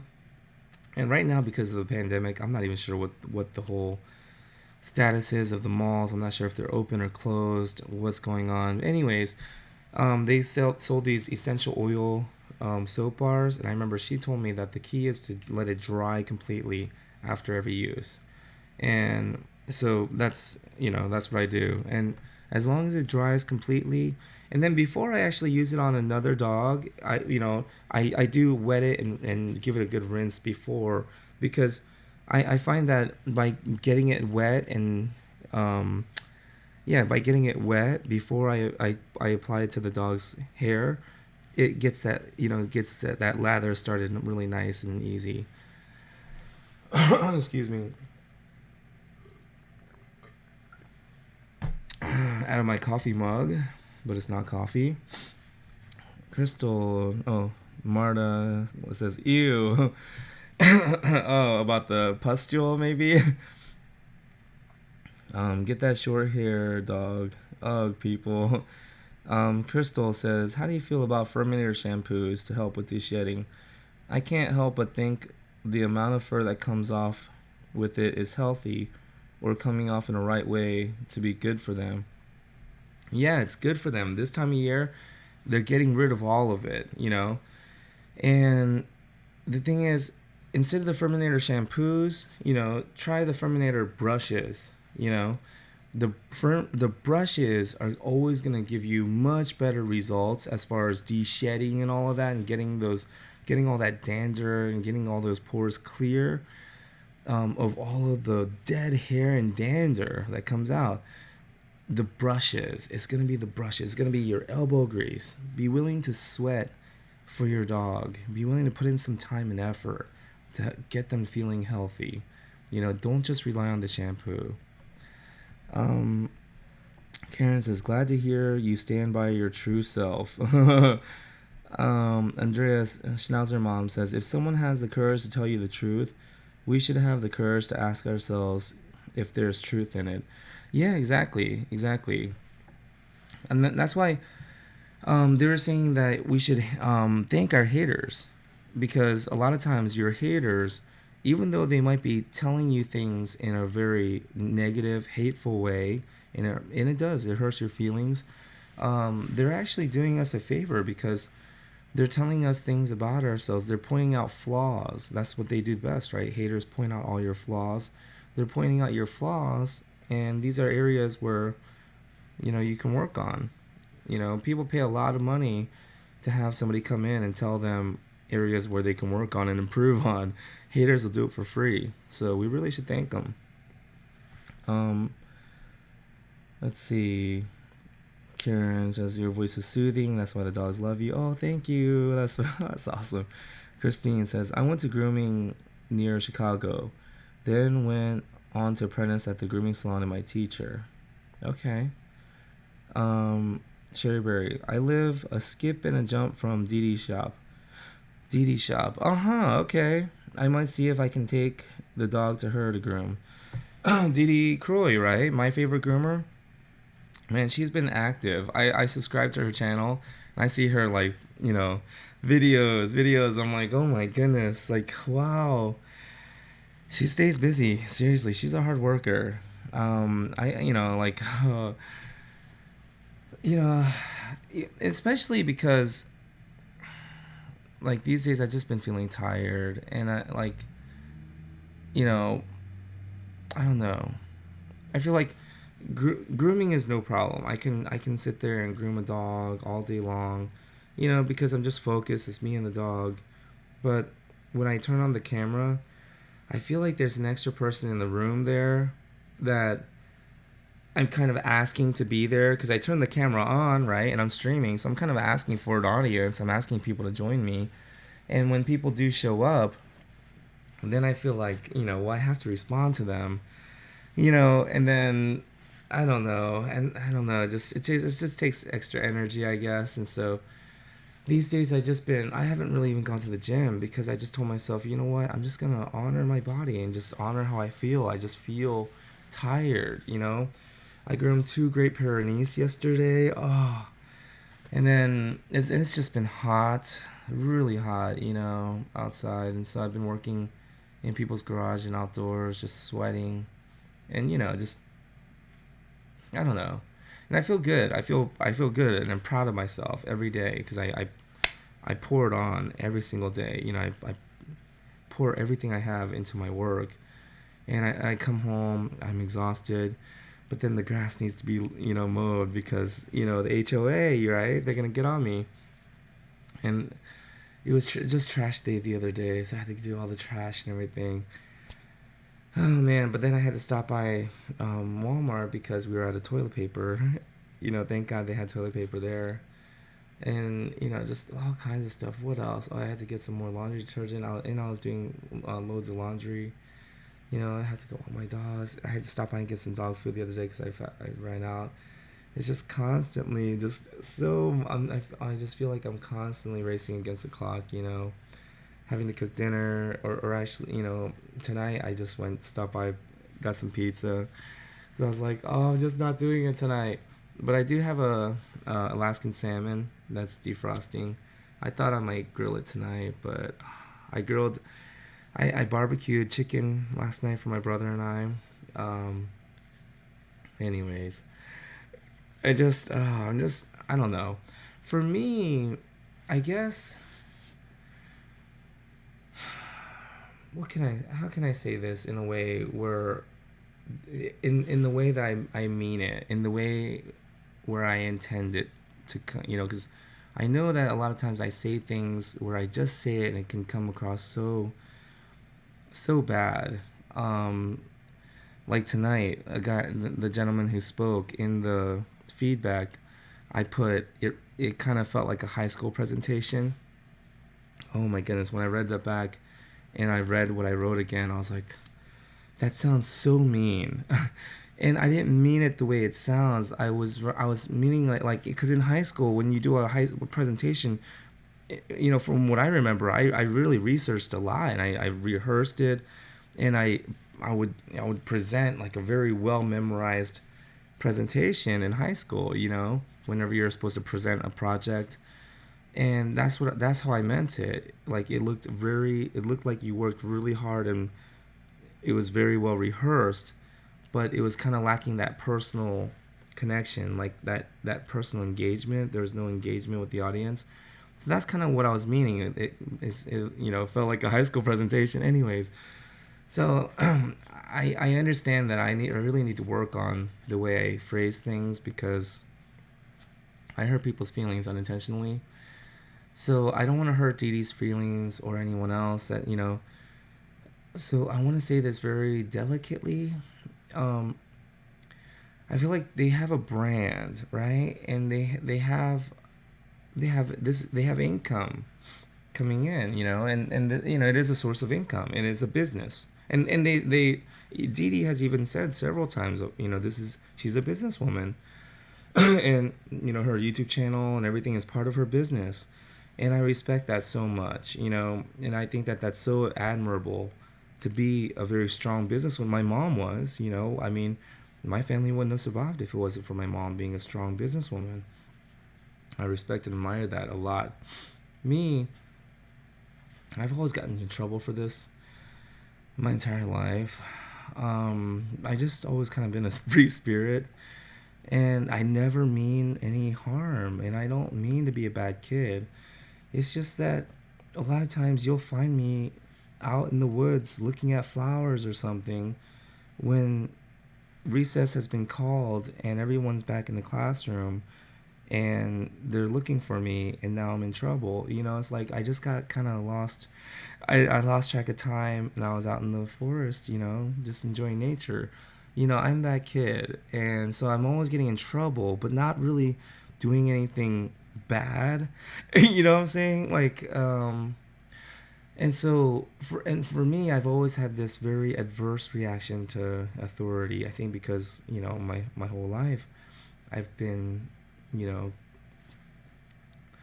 you know, treated harshly by my parents and, my father. And so whenever I feel like someone's barking orders at me or telling me what to do, I just tend to, oh, nah, I'm not going to do it. And so that's why I got an email just this morning even. Like, I tend to shy away from the idea of sponsorships and things like that because I feel like as soon as someone's paying me to show up, like my clients, no matter how I feel, whether I'm tired or what, I show up because that's what I'm being paid to do, show up and groom their dog, right? And that's why, if they're wanting to have a conversation, great. But I don't chit chat. I don't try to have a conversation with them because that's not why they're paying me. They're not paying me to come over and have a conversation with them. They're paying me to come over and groom their dog. So that's what I do. And I do it no matter what. Even when I'm up in Tennessee with my daughters and I want to stay up there and I don't want to come back down. I don't want to make that long, lonely drive back down. I do. And I wake up in the next morning, no matter how I feel, I show up because I'm being paid to, right? That's my business. With YouTube, I come on here whenever I feel like I miss everyone. I'm like, man, it's been a while, man, and I've been cooped up and I've been busy and I don't hang out with anybody anymore. And I'm just like, man, I just want to hang out with my people sometimes. Just see what's going on, talk about dog grooming, talk about things that we're interested in, right? Talk about whatever. And as soon as this starts to feel like a job and somebody's paying me to be a sponsor, like, a lot of people don't know this, but as soon as somebody pays you, as soon as a company pays you, it comes with expectations. Nobody's just gonna pay you just because they like your channel and they want to be a sponsor. They're gonna give you a script. You have a script. They're gonna tell you what to say, how to say it, when to say it, when to come on. How often, like, and it's like, I don't want to make a commitment. Say every Monday at 8 I'm gonna stream live or do whatever, because what if one Monday at 8 p.m. I'm not having a great day and I just don't feel it. I don't want to come on and be fake, so I don't know. For me, it's just I feel like YouTube is fun. It's always been, and the moment it stops being fun, I don't want to do it. And I had a couple of bad experiences recently, and like, these companies are so dishonest, man. Anyways, um, let's see here. Christine says, check the college campuses near you. Sometimes they let you use a room for training. About apprenticing someone. Interesting. Okay. Andrea says, you seem more mellow, calm tonight. That cocktail worked. Nice. Thank you, Andrea. Precious Pause. Is NCMG a certification in America? What is that? Nationally Certified Master Groomer. Yes. And isn't that by the National Dog Groomer Association of America, NDGAA? I think they're the ones that give the NCMG, right? I may be wrong. Karen says, Andrea, I agree with your truth statement. Let's see here. Cherryberry, you need to take care of yourself, June. That will make you burn out. Yeah, yeah, exactly. Mindy, use an air fryer and a steamer. It could be cooking now while you live stream. Be ready when you finish. Yeah, that's it. I have a crock pot as well. Oh man, I love a good crock pot recipe. Anyways, yeah, but tonight I just stopped by and got a margarita pizza with some garlic knots. But then I stopped by H Mart as well, and I got some mochi ice cream balls. Oh my goodness, I already finished the vanilla. I got strawberry as well. If you have not had mochi ice cream balls, oh my goodness. Anyways, and I got the snow ice, and then I had Three Musketeers earlier. And I was struggling, could not decide between the Three Musketeers or the Milky Way. And then there's a Snickers there as well. It's just like, oh my goodness. And there's Three Musketeers, Milky Way, and I was just like, oh my god. And it also said buy two get one free.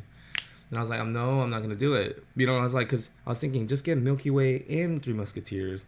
I was like, but then if I get both of them, I'm gonna get tempted to just get another one because it's buy two get one free. Then I'm gonna end up with 3 candy bars, and I know I'm gonna eat all 3. And I'm like, I just can't do it. So I just made myself pick Three Musketeers, and I did enjoy it. I ate it, but the whole time I was eating it, I was thinking about that little layer of caramel that's on the Milky Way. And I was thinking, like, oh, did I miss out? Did I make the wrong choice? Oh, tomorrow I'm gonna go get that Milky Way. Anyways, Sherry Berry, trouble finds you. Good idea, Mindy. Yeah, about the air fryer. Andrea Schnauzer mom says, I find that non-family members listen to the truth that I say, but family members can't and get mad at me and have labeled me a B. Yeah, Sherry Berry says Snickers all the way, and she says I feel you, Andrea. Yeah, that's the thing. You know, I'll just be honest with you. Um, when my cousin and her boyfriend was staying with us, and you know, even my older brother, you know, and you know, my mom is still in Korea. She'll be back next month. She was supposed to be back already, but this whole pandemic and everything. Anyways, when all my family members are here in the house and I'm talking and I'm streaming and everything and interacting with people and laughing, and I click end stream and I close the laptop, all of a sudden I feel embarrassed. How do you explain that, right?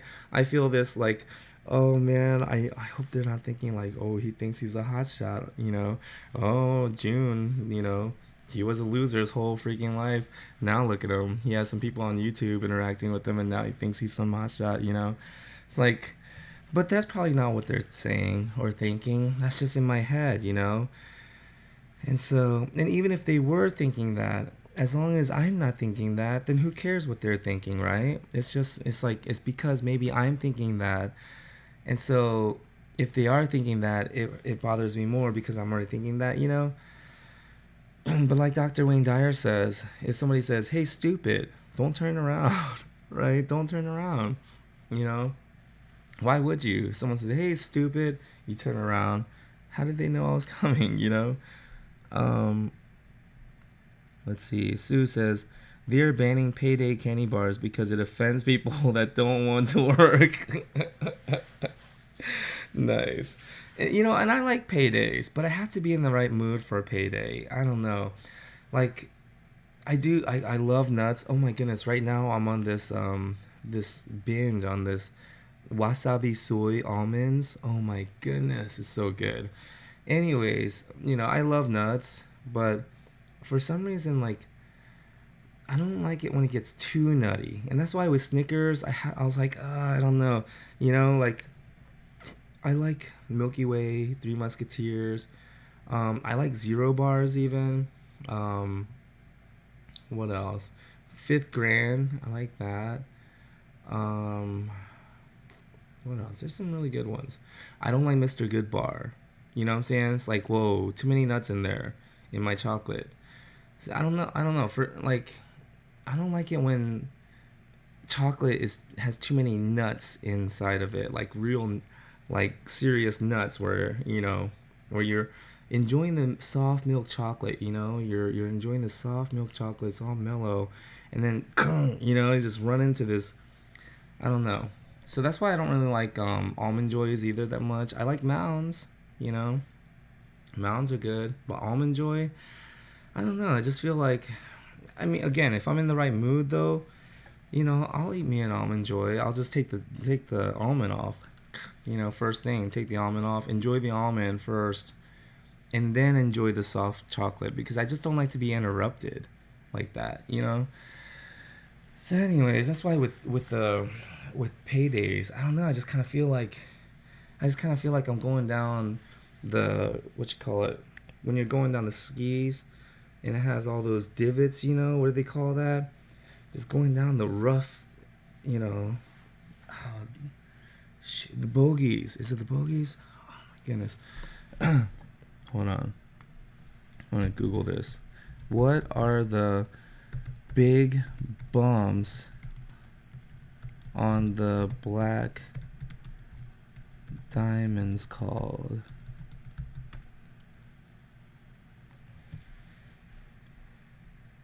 Okay. Moguls. That's what I'm talking about. Moguls. Bogeys. Anyways, yeah. I don't know. It just kind of feels like that. Like, I don't mind the sleep slopes. You know what I'm saying? I don't mind skiing fast. You know, so the blues and even some of the black diamonds don't bother me. But it's when we start running into those moguls, you know what I'm saying? It just ruins my whole day.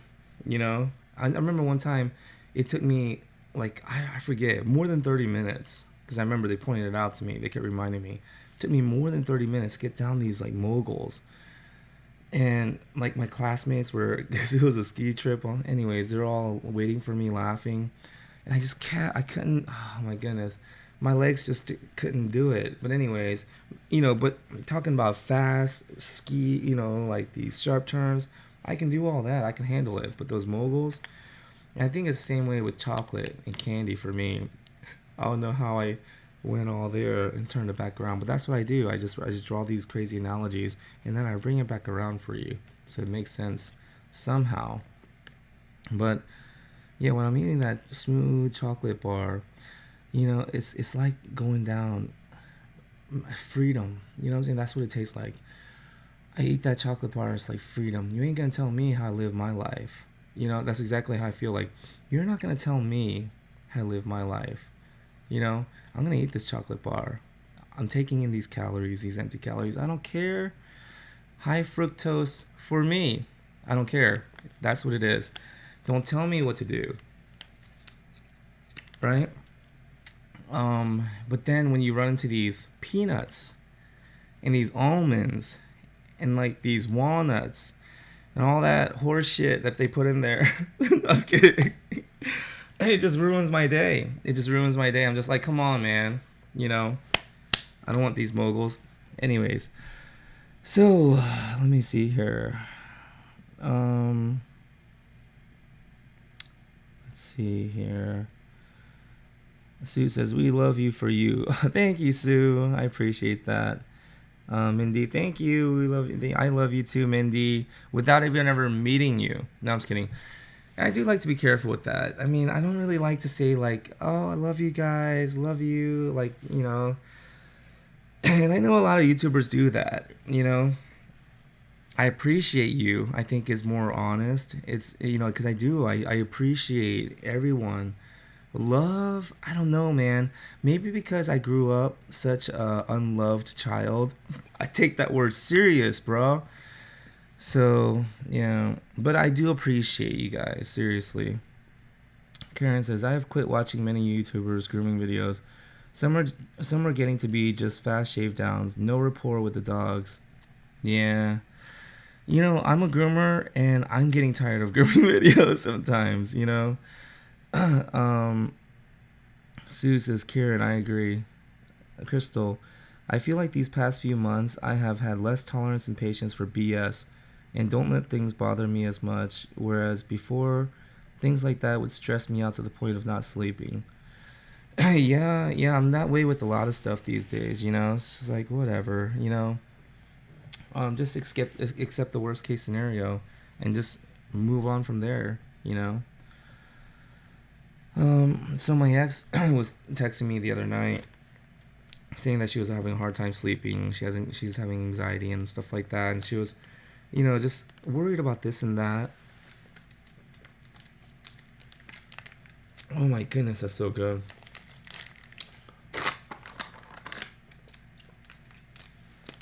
You ever do that? Anyways, you blow air in there, so you get. Anyways, she was telling me that she couldn't sleep because she's worried about this and that, and I just told her, you know what, let's just accept the worst case scenario. Let's just accept that you're gonna be homeless on the street with our two girls. Okay, is that gonna happen tonight? No, not tonight. Is it gonna happen next week? No, not next week. Is it gonna happen in a month from now? No, not unless something crazy happens. I mean, we're still good. Okay, well then, well then, even if it does happen, we have at least a month, right, to plan. But it's not, that's the thing. Is like usually the things that we worry about, they're not even gonna happen. We just worry about it. Karen says, I enjoy your videos. You care about the dogs. Yeah, the thing is, I feel like the more I care about them, the more they care about me. Cherryberry, he's having a chocolate climax. It looked like it was a good one. I know I'm bad. Yeah, you are, Cherryberry. It's all good. But yeah, it really is like an orgasm in your mouth. Sherryberry, he cares about dogs and people. Yeah. Well, with dogs it comes naturally. With people I have to really make an effort. um, Andrea Schnauzer mom, it's your quirks that we love. Oh, thank you. Second one. Precious pause. Groomers need a lot of chocolate bars. Yeah, right. I mean, it really does help. It helps me feel better at least. Sometimes, and women with PMS. Yeah, and I heard that dark chocolate is actually healthy for your brain. Too bad it doesn't taste good, at least to me. But yeah, sometimes when I'm having a really tough day, I'll think about like on the way home. What if I allow myself to stop by and get a chocolate bar, and I'll smile? It never fails. It'll just make me smile so big. Just the thought of allowing myself to stop by a gas station or wherever, and just pick out a Reese's stick bar, a Reese's fast break, even if I'm in the mood for it. Reese's peanut butter cup, king size. Oh, how can you not smile when you think about getting a king size Reese's peanut butter cup pack? Anyways, so and that's I just embraced it. I was telling myself, you know what? I was trying to stay like get fit, and get all muscular and everything. But I was like, I just love food too much. I love pasta. I cook gnocchi, and Gnocchi. It looks like little worms, I guess. Anyways, little fat worms. But it's a pasta called gnocchi. Oh my god, so good. I followed a recipe that Gordon Ramsay was showed on YouTube. Just look up gnocchi Gordon Ramsay on YouTube. Oh my goodness, I followed that recipe. Oh, so delicious. So I really love to eat too much, and I love chocolate and candy and snacks and chips and all of that. Donuts, too much. My favorite meal of the day is the midnight snack. You know what I'm saying? That's my favorite meal of the day is the midnight snack. And you can even go healthy with the midnight snack. That's the beauty of it. Breakfast, lunch, and dinner, usually the menus are pretty set. You kind of know what to avoid or kind of what kind of food you're going to eat for breakfast. Even for dinner, sometimes people go crazy. We're going to do breakfast for dinner, we're going to go crazy. But the beauty of the midnight snack is you can eat whatever the hell you want, baby. You can even reheat leftovers from dinner. That could be your midnight snack. It could be second dinner. I just love the midnight snack. Anyways, and then just pass out, just eat a nice midnight snack, top it off with a little chocolate bar, bam, right? And then just pass out. Wake up with swollen eyes and your hands are swollen. It's all good. Shake it off, drink some coffee. You're ready for the next day, baby. So that's my life, especially during the quarantine. Let me see here. Uh, let's see. Moguls, yeah, moguls. Okay, I think I'm pretty caught up. I could go for Dove. Oh my god, I love Dove bars. Oh my goodness. Dove and Hershey's taste different. I don't care what you tell me. Dove chocolate bars and a Hershey's milk chocolate bar side by side, taste them. They're both delicious, don't get me wrong, but a Dove bar is like creamier, richer. Anyways, Crystal, June, we lost you on a candy bar rant. I think you need to get more sleep. Yeah, I'm sorry, guys. Terry Merley, I take the word love seriously too. Oh, by the way, when you're looking for instructors, count me. Oh, wow, Terry Miller, awesome. Um, Crystal says, I think it's empty. You are so reassuring to your ex. Yeah, I mean, I with her, I find myself feeling guarded, cause I mean, like, I don't know, I don't know if I should be saying much, but yeah, I feel myself not not knowing how to feel when getting affection from her, and I feel myself feeling like cautious, you know. Anyways, um, Terry Miller, for many it is empty, not always. Thank God nothing's absolute. Mm-hmm. Sherry Berry says, I hate dark chocolate. Yeah, me too, but I've been eating it more and more because I tell myself, hey, it's healthy. It's for my brain, you know. Crystal says, I refuse to eat a Dove bar. Reminds me of soap bar.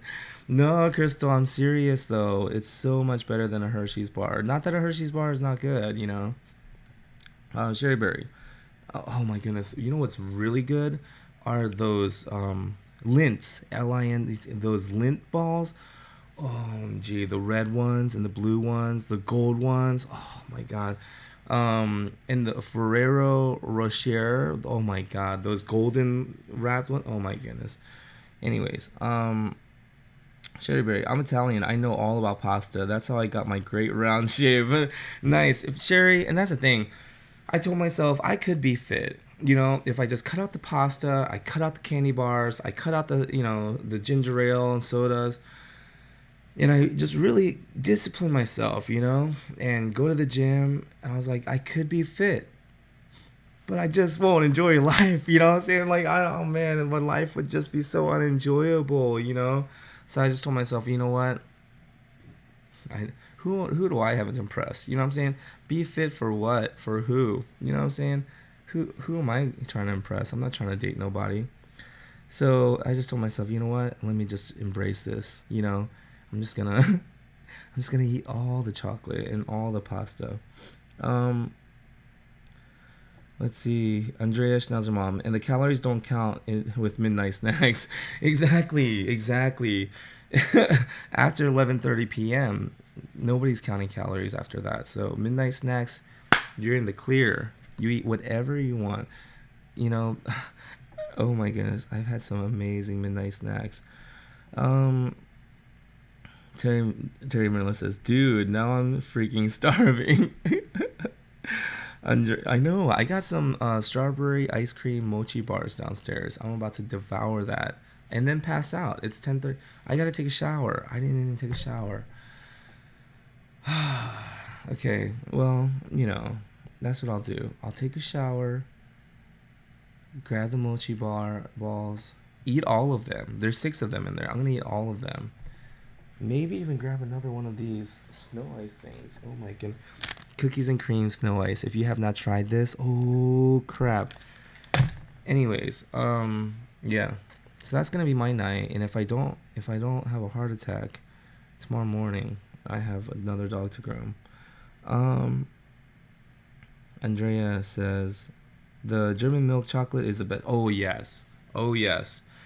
One of my clients, she's German, and she gave me some German. Oh my goodness, she gave me a German cake one time. Oh my god.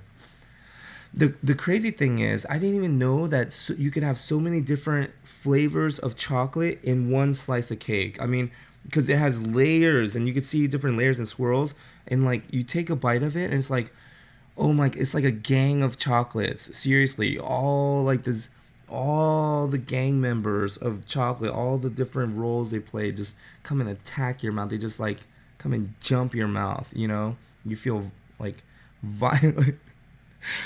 Anyways, seriously, you feel mugged. You know what I'm saying? Just brutally attacked by just this gang of chocolate. Oh my god! And then here's like, oh, I never knew. You know.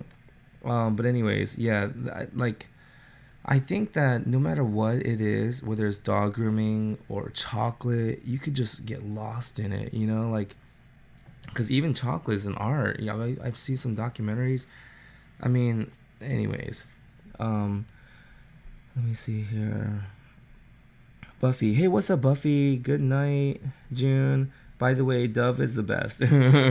Yeah, I was just telling somebody, you know, that Dove is better than Hershey's. Buffy, the title is Asked Jun the Groomer, but was this about candy bars? Late to the party.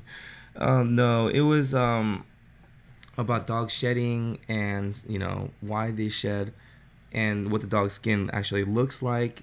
You know, anyways. Why did I do? Because the hair. I was trying to show the hair coming out of the skin. Dog's hair. That's why I did that motion. Just to be clear, because you can never be too careful. People are getting canceled these days. One of my favorite comedians, Chris D'Elia, got canceled. I don't know if you guys are a fan of Chris D'Elia, but I used to love. I miss his congratulations podcast.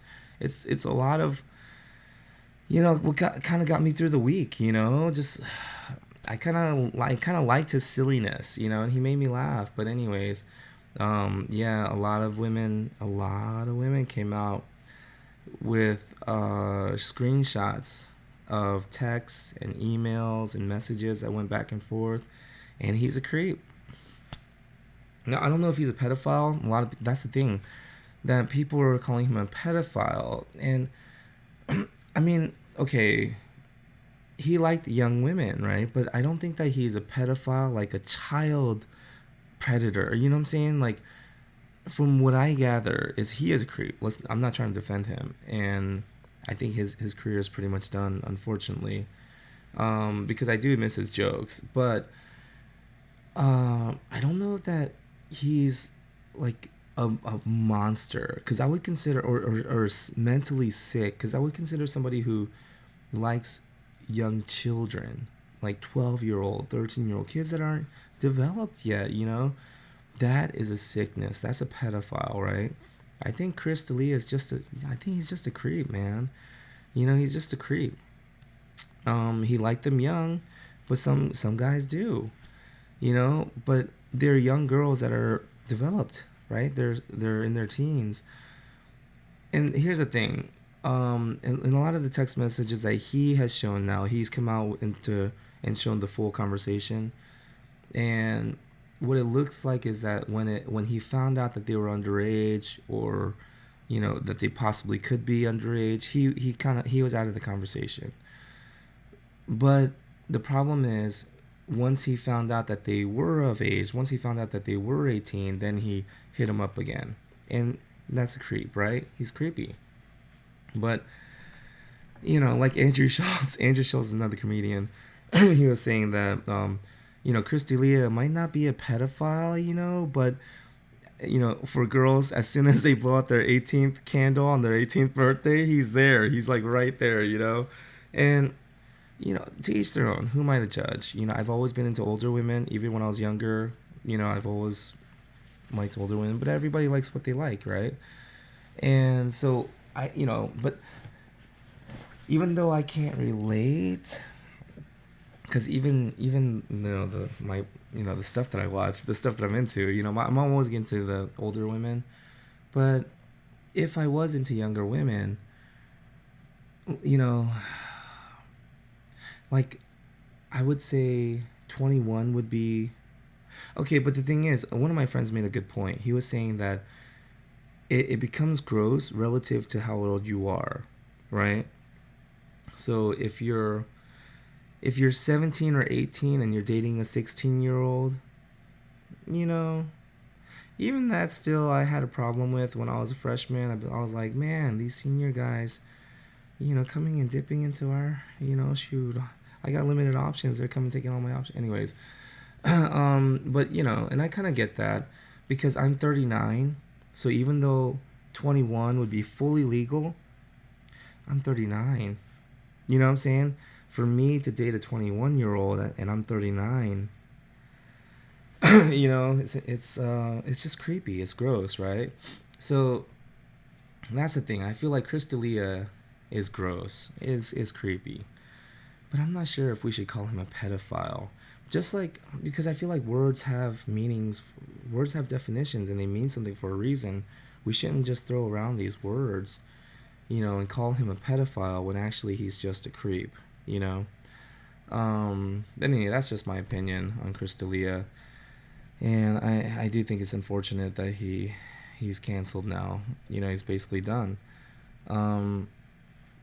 Buffy says, I just purchased a mini trampoline that I pray I will actually use, and not more money down the drain. Well, I mean, just use it. And trampolines, I actually saw a video when I was younger about this guy, and he shows all the scientific research done about how like the G-force, gravity, when you go down on the trampoline, you can lean back and raise your legs up and do like different exercises like that. And anyways, you could probably find it on YouTube as well. But trampolines, super healthy.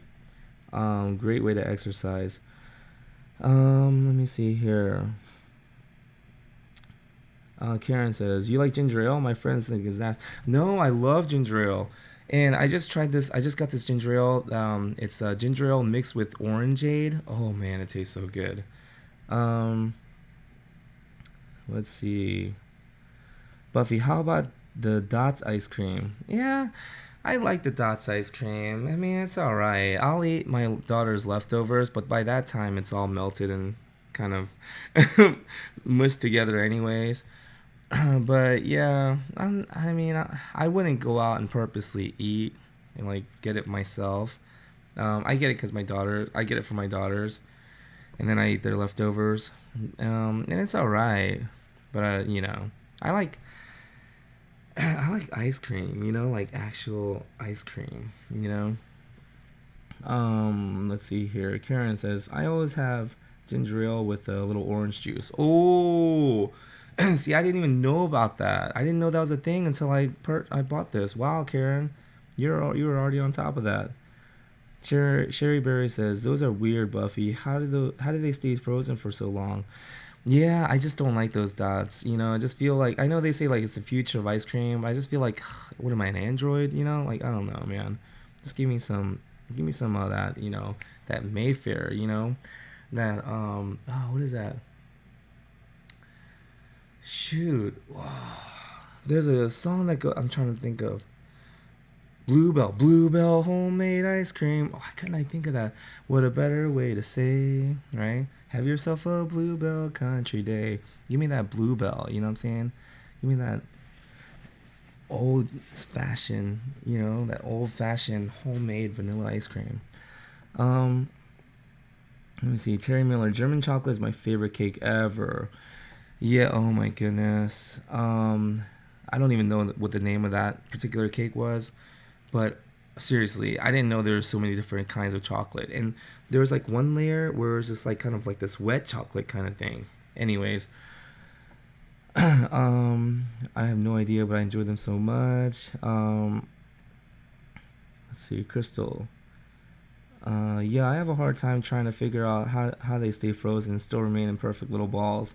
Yeah, Crystal, I mean, it's the work of Satan, if you ask me. You know what I'm saying? If Satan wanted us to enjoy ice cream in tiny little balls. No, I was kidding. Buffy, didn't you do a podcast about his being canceled, or was that? Yeah, I did a podcast because I just wanted to get my thoughts out about it, because I felt so bad for him, seeing how all his friends just totally just dropped him like that. I mean, so if you guys don't know, his best friend pretty much was Brian Callen, and they were such good friends. They did podcasts together. They Chris D'Elia crashed one of Brian Callen's stand up shows, just out of nowhere. They were just really good friends. Everybody knew. But as soon as news of this broke, that these girls put out these screenshots and everything, they just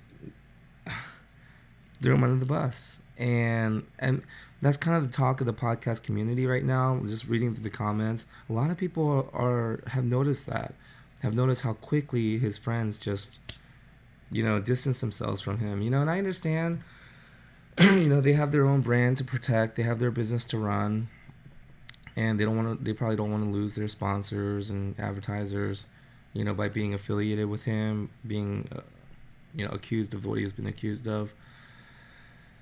But I don't know. I think I was thinking, if anybody though, his friends, because Brian Callen went through his Instagram and deleted all the videos that he had on his Instagram, deleted all the old videos of him and Chris D'Elia interacting, and unfollowed Chris D'Elia on Instagram.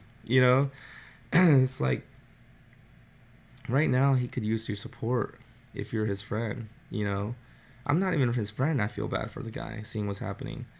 It's like, if you're his friend, he could probably use some support. Somebody saying, hey guys, let's just pump the brakes. I know this looks bad, but before we pass judgment, let's just wait and see what let's just wait till more information comes out before we make a judgment on this. I'm not saying defend the guy. I'm not saying that he's right. But I'm just saying let's just pump the brakes a little bit and wait till more information comes out till we make a judgment. He hasn't even been formally charged. He hasn't really been. I mean, these are just accusations on Twitter, that strangers are making. And this is your friend that you know for a long time. So I don't know.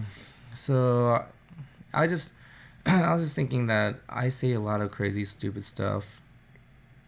And I know in some of the text messages or some of the private messages back and forth that I've had with people, I like to flirt sometimes, and I say really stupid, crazy, unexpected stuff sometimes because I think it's funny and it makes me laugh. But like I said, I understand how sometimes when I say something in my head, it means something different, but after it's said or typed or sent, it hits different. So I hope that if somebody ever comes out with anything that I said to them in a text message or something, hopefully people will be like, not so quick to just cancel me, like, and not that I have really anything to lose, because like I said, this is not a brand for me or anything. And I doubt that my clients would not want me to come over to their house and groom their dogs anymore because of something that I did or said. Because I don't know if I've ever done or said anything that bad. I'm trying to think here. Because I'll tell you. If I could think of one. I mean, because I said some bad stuff before. I mean, I told one girl that once I'm done flirting with her, I was going to start flirting with her lesbian friend. But that was obviously a joke, right? I mean, hopefully people will know that I was joking. Anyways, Sherry Berry Crystal. Crystal says, a lot of pedophile stuff coming out right now, but that's not a bad thing having those people locked up. Yeah, exactly, Crystal. The fact that there is a elite pedophile ring, Jeffrey Epstein and this whole Ghislaine Maxwell. Oh my goodness. I think that the whole world should be shocked, right? I mean, oh my goodness. Buffy, nah, 18 isn't old enough. I work with teens, and trust me, the age gap is not cool. Yeah. That's the same. That's what I'm saying. I think that it's you should stay in your age group. Just in my opinion, because I feel like even if it's a 40-year-old lady dating a 20-year-old man, I feel like even that, I mean, yeah, shoot, you got game, girl, respect, shoot. But I feel like there's just such a big gap in like just emotional and just, I don't know, I feel like it would just be harder to connect on an emotion, like a deep level.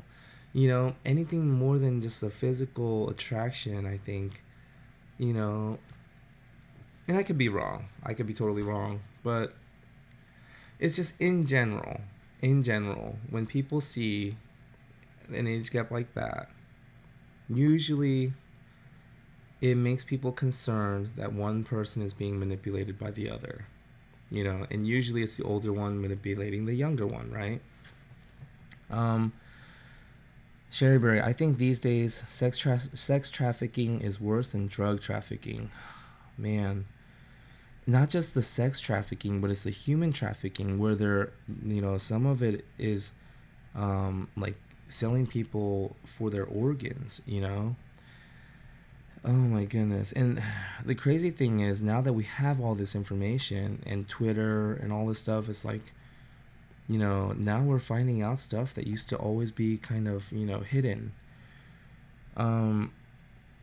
Buffy says, I just watched a documentary recently on that, and it was so heartbreaking. Yeah, I have a tough time watching stuff like that. Sherry Bear says, it is. It makes me sick. Crystal says, Sherry, I feel like it's always been there. it's just now coming out more. Yeah, exactly. Kind of like what Will Smith said about racism. It's not getting worse. It's getting filmed. Oh my goodness. Speaking of Will Smith, what about the Smith family right now? That whole Jada Pinkett, affair with August thing. It's like, wow. I mean, maybe it's because this whole pandemic and everything, this, quarantine, people just, got these fingers, got these busy fingers, man. These internet detectives, they're digging out all kinds of stuff, man. Canceling everybody. Oh my goodness. I mean, nobody's safe. Except for small channels like me, I guess. I mean, nobody's paying attention, but I mean, it seems like Shane Dawson. I think YouTube even took him off their platform, right? He's not Shane Dawson's not even on YouTube anymore. Crazy. Anyways, um, let's see here. Uh, Buffy, it's mini in-house trampoline. Yeah, the mini in-house trampoline. Those are the ones that people use to exercise and tone and everything. Anyways, this is true. Uh, let's see. Buffy, ice cream with caramel, the best. Yeah. Oh my goodness. Who doesn't like caramel, right? Is it caramel or caramel? Anyways, Sherry Berry, you're making me want a 9:30 snack. um, Buffy. Also, people believe you are the company you keep. You have to be careful about that. I don't blame people. I wouldn't support a creep. I do agree there are two sides, but he's given his receipts and not working. Yeah, Buffy, I agree. The thing is, when Chris D'Elia came out with his side of the conversation, showing the full message thread and everything, not just what the women were showing, I was like, bruh, I understand, but you really didn't do yourself any favors. If anything, you just confirmed how creepy you are. Like, oh my goodness. um, yeah. So, yeah, he may have proved that as soon as he found out that they were underage, he stopped talking to them. He may have proved that, but he didn't really do himself any favors because he had to show what he said. And the things he said were pretty creepy. And there's a story, one of the stories, oh my goodness. So I think she actually showed the screenshots as well, but she agreed. She agreed to meet up with them and hook up, and she said that it would just be nothing serious, just having fun, two adults having fun, So yeah, cool, right? And if anything, that's the kind of stuff that he would probably want, right? And a consensual adult, just not gonna get attached or anything. She's like, I understand what this is. We're just having fun, right? Um, he he asks her to do sexual favors for an older friend of his that was in town, and he was like, "Would you do that for me?" And then he got mad when she wouldn't meet up with him, and she wouldn't tell him where she lived. She wouldn't give her address. He got mad that she wouldn't have sex with his older friend that he was trying. Like, what? You don't. What? What's even creepier is they first, I guess, started in a DM, right, on one of the social media platforms, and then moved over to text. And so she texted, he texted, hey, and so she texted like, hey, what's up? And then he texted, you want to suck my dick? You want to suck my cock? Oh my god. Yeah, I mean, I'm bold, right? And I joke around, but that's too bold, That's not even funny. Okay, so here's the thing. I'm not trying to defend the guy, but men are generally stupid. Okay, just speaking from personal experience. So, like I said, our Toastmasters, we're meeting online now, right? There's a new member, right, where she came to visit the club one time when we were meeting in person, and then she came and she came onto our online platform, and then she became a member, right? And the people who kind of run the club, the Toastmasters club, our club, they were asking her for her new address because they said that the address that they had for her on file was the old one before she applied to become a member. And she was like, "Oh yeah, that's right. I moved since then." And me not thinking, right? And I clicked the mic because I was muted. I unmute myself, and I was about to say, "Oh, I'm gonna need that new address as well. I can't believe I went to the old address." Right? Because it was a joke, but I mean, and then I heard myself say it, and then I was like, "Oh," and then I stopped and I muted myself again. And I was so proud of myself because what what a creepy thing to say, right? And I just realized how creepy that would have been. She's a new member. She doesn't know me. She doesn't know I say stupid stuff all the time, and that I really just wanted people to laugh. It probably would have made everybody like, "Oh, what?" Like because she lives alone. She probably does. I don't know. She might have a boy. I don't really know anything about her. That's the thing. It's like it's just a joke. It's just I'm like, "Hey, I'm a creep, right? I went to your old address and stalked your house. I was probably looking in your window at night. It's a joke. I wouldn't do that because the ridiculousness of it was funny to me. But I stopped myself because I'm getting better because I'm getting tired of seeing the shocked and horrified look on people's faces, and then me having to backtrack, and then my anxiety kicks in. I'm like, oh no. I'm getting tired of that. So I'm starting to get a better filter. My filter is starting to get better, and I was able to stop myself. But I'm just saying, like, guys, we sometimes say really creepy stuff, not really meaning to be a creep, just trying to be funny. But with Chris, I think that the amount of women that came out, I mean, it was just, dude, you're a creep. This isn't just one or two time mistake thing. You do this is pattern. You're a creep. Anyways, Crystal says white chocolate mousse from TCBY is the best ice cream I have ever. White chocolate mousse from. And I do like those mousse type. In like sometimes like gelatos. I'll go for that. There's I forget who makes it, but they have like this really fancy type of ice cream where they kind of you can see they kind of layered it. Anyways, um, Sherryberry, night everyone, stay safe. Gotta go talk to my pillow. Yeah, me too. I'm right after you. Sue says night Sherryberry, night Sherryberry. Buffy says Sean was demonetized, but I don't know if it's permanent. Okay, but his channel is still up. I was sad. I only knew the Sean Dawson from his conspiracy days forward. Yeah, I only knew Sean Dawson because of the Chuck E. Cheese conspiracy. I watched those videos, but that was it. Buffy, damn, now that's using his influence to traffic to his older friend. Yeah, see, you know, Buffy, now your audience is key. Good mic, mute June. Yeah, exactly. Know your audience. Jiggly it's. Hi June, what do you think of grooming hammocks? Are they safe to use for dogs that are fidgety? Don't like getting their nails cut? Okay, great question, Jiggity it's, because I actually have personal experience with this. Now, when I went up to South Carolina to do a ride along with Janine, my friend Janine, she has a business called Grooms by Janine. She's also on Instagram, Grooms by Janine. She's also got a YouTube channel called Grooms by Janine.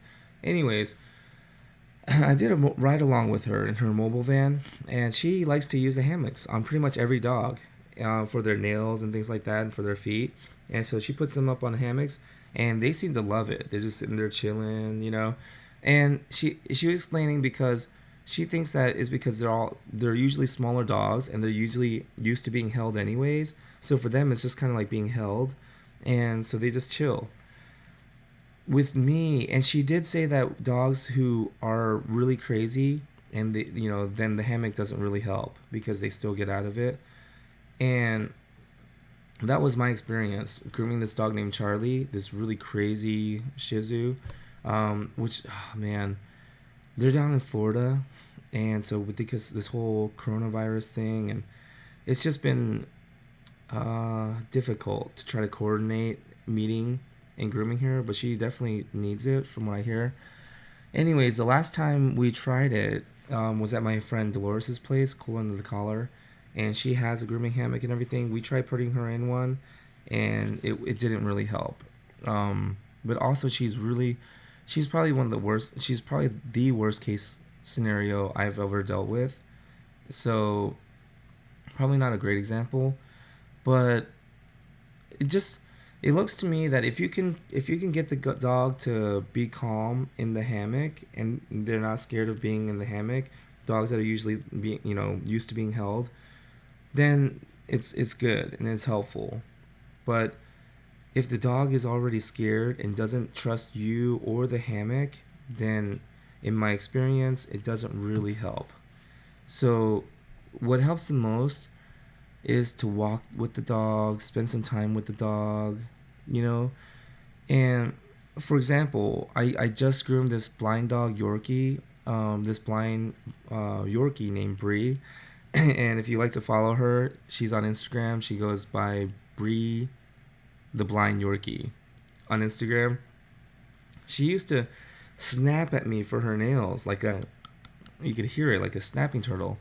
But this past time, she didn't. She snapped at me a couple times for her last foot. It was her right front foot, but we did all 3 feet, and then it was her last foot. She snapped at me a couple times, but that was it. And she did much better. And I really think it's because I spent some time massaging her, talking to her. I just get her to trust me and to accept my touch. And that way, once the dog trusts you, like once you reach a certain level of trust, you could pretty much do anything with the dog, and they will let you. But it's about getting to that point where they trust you enough, and every dog is different. Some dogs, it feels like it's going to be impossible to ever break through, and they're never going to trust you. But then after 5 years, something clicks and you make a breakthrough, and this dog named Harley, who was a really aggressive Yorkie, and people thought he would never get better. Now he gives me kisses, you know. So, anyways, it's just you just gotta give it time. And that's why I don't really recommend jumping from groomer to groomer. If you can find a groomer that you trust, that you like, that has a good connection with your dog, and keep taking your dog to that same groomer. That way, even though grooming can be a scary experience, at least it's being done by familiar hands, right? Um, Buffy says, I need one of those for my pup, but I need another arm first. I've been wondering how Charlie will be after all this time. Yeah, I hear she's not really that much better. She's still, you know, got her issues, and she probably always will. I mean, who knows what happened? Um, Sorry, I'm trying to find something where I can clear my nose. Sorry, hold on. Let me just mute this real.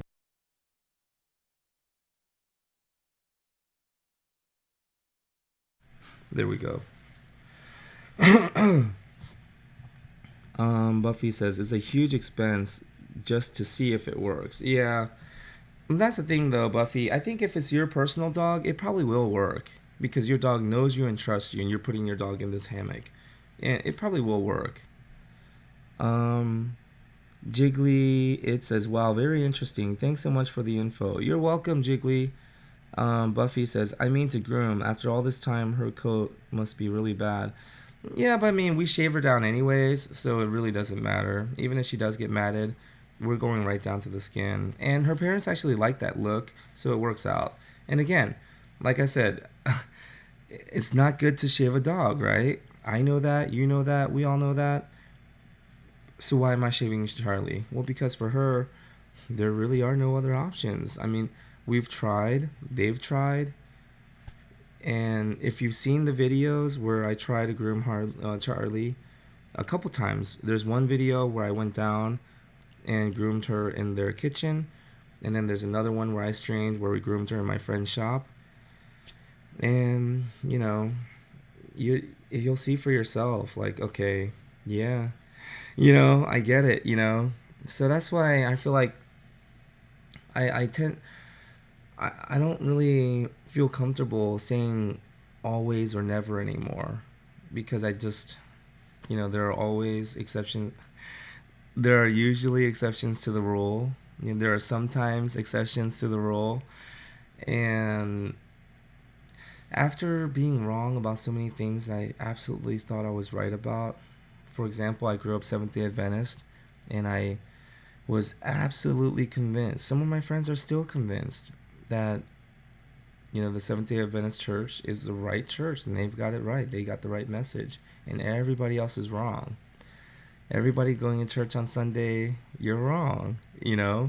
And it was my duty. It was my burden, pretty much. It was up to me to share this gospel and try to convert everybody you know to see the light, see how wrong you are. Come to my church. I remember telling my mom, the problem with church is that nobody goes to church thinking they're going to the wrong church. You know, no one goes to church thinking they're on the wrong team. Everyone thinks they're right. And so, yeah, I mean, for me, especially going down that path of knowing that I was going to be a pastor for the Seventh day Adventist church, and then, leaving the church and just kind of losing my way for a while, losing my faith for a while. For me, I just feel like I love spirituality, and I love talking about God and spiritual concepts, because I think spirituality connects us, because we can all recognize a spirit in you that's also in me, right? Namaste. With religion, I feel like the problem is it disconnects, it separates us more than connects us, because, you know, let's say that everyone just agrees Seventh Day Adventists, let's just take them out of the playing field, because they're Saturday worshipers. Who cares?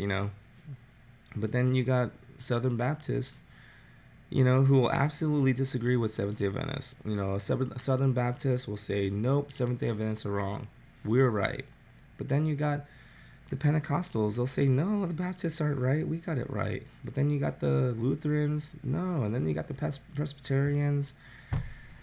Then you have Church of Christ. Just on down the road. And so I don't know. I just feel like,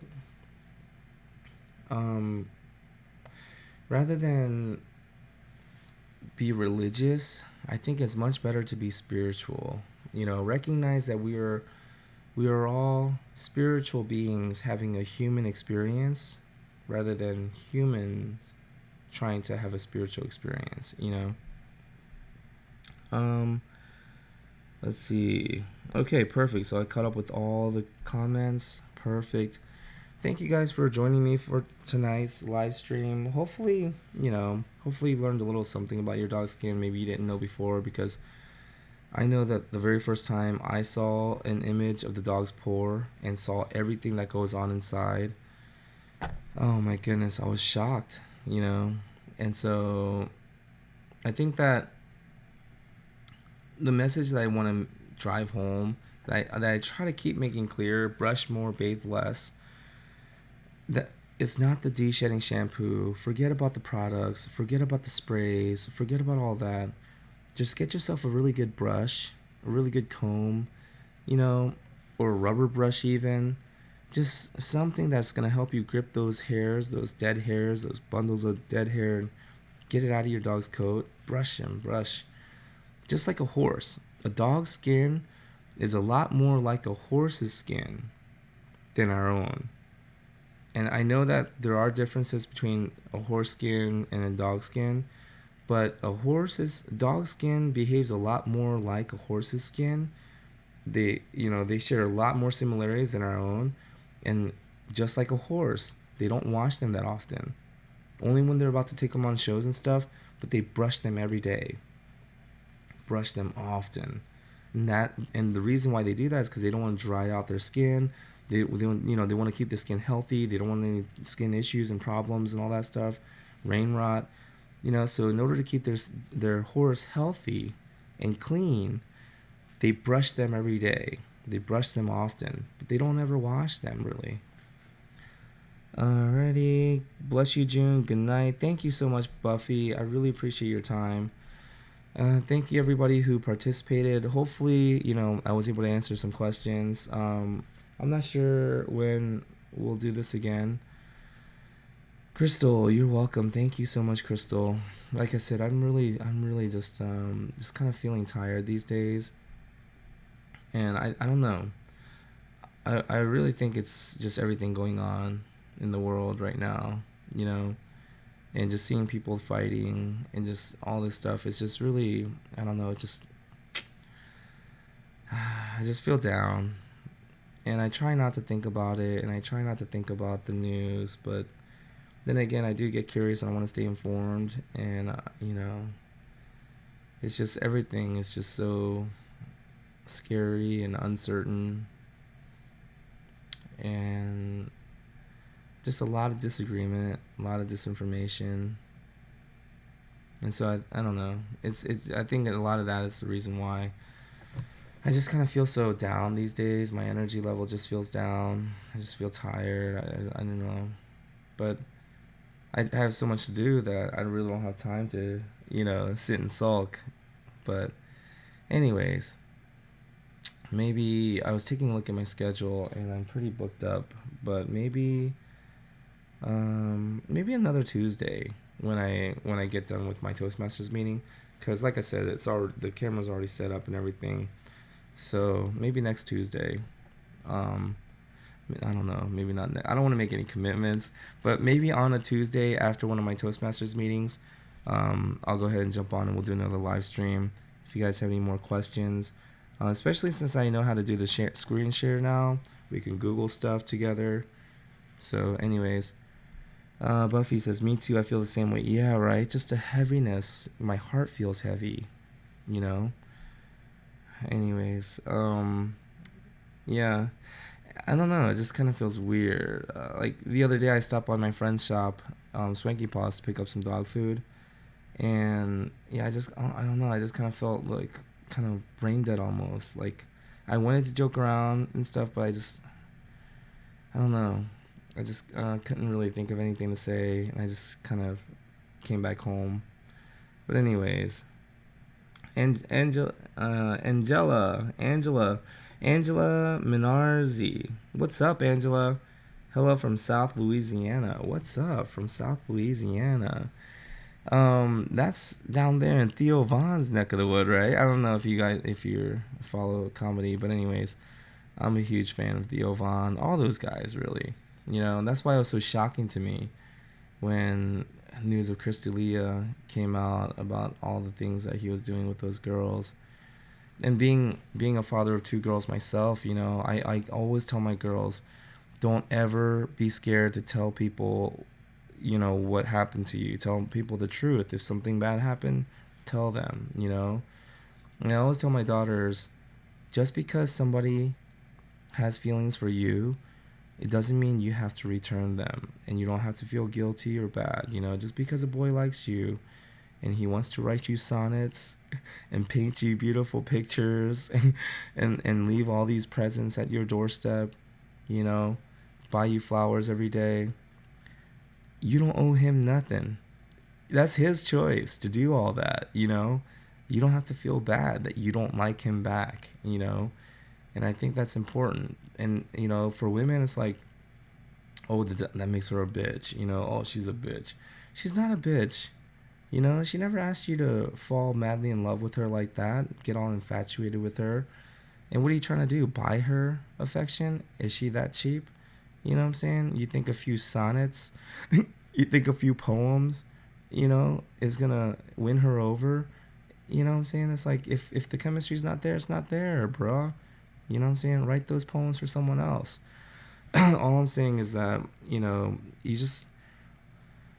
There's too much of this, trying to control what people do or say. It's like, I like you, so you have to like me back. No, I think this way, so you have to think this way too. No, we can all agree to disagree.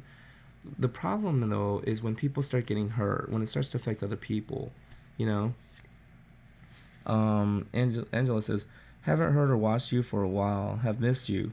You are so right on when you speak about your daughter's emotions. Oh yeah, awesome. Thank you, Angela.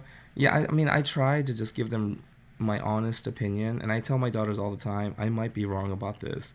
Check with Google, check with Siri, because I might be wrong. So I like to preface it with that, but I just tell them, I think, in my opinion, you know, um, it's okay to be honest with yourself, and just because somebody likes you and they're buying you gifts and they're making you feel obligated in some way to return their affection. No, you don't have to, and it doesn't make you a bad person. It doesn't make you a bitch, because he's being so nice to you, and you don't feel obligated to be his girlfriend. Krista says, I feel like a lot of what is going on is to make us get used to this new normal, and it's making us all crazy. People can only take so much before they snap. Yeah, because I mean, yeah, we need this connection. We need to feel this social connection. But anyways, yeah, so this whole mask thing. I know I made a little video thing about masks because for me, I feel like, okay, I understand it's your right to not wear a mask, right? If you don't want to wear a mask, nobody should be able to force you to wear a mask. I get that.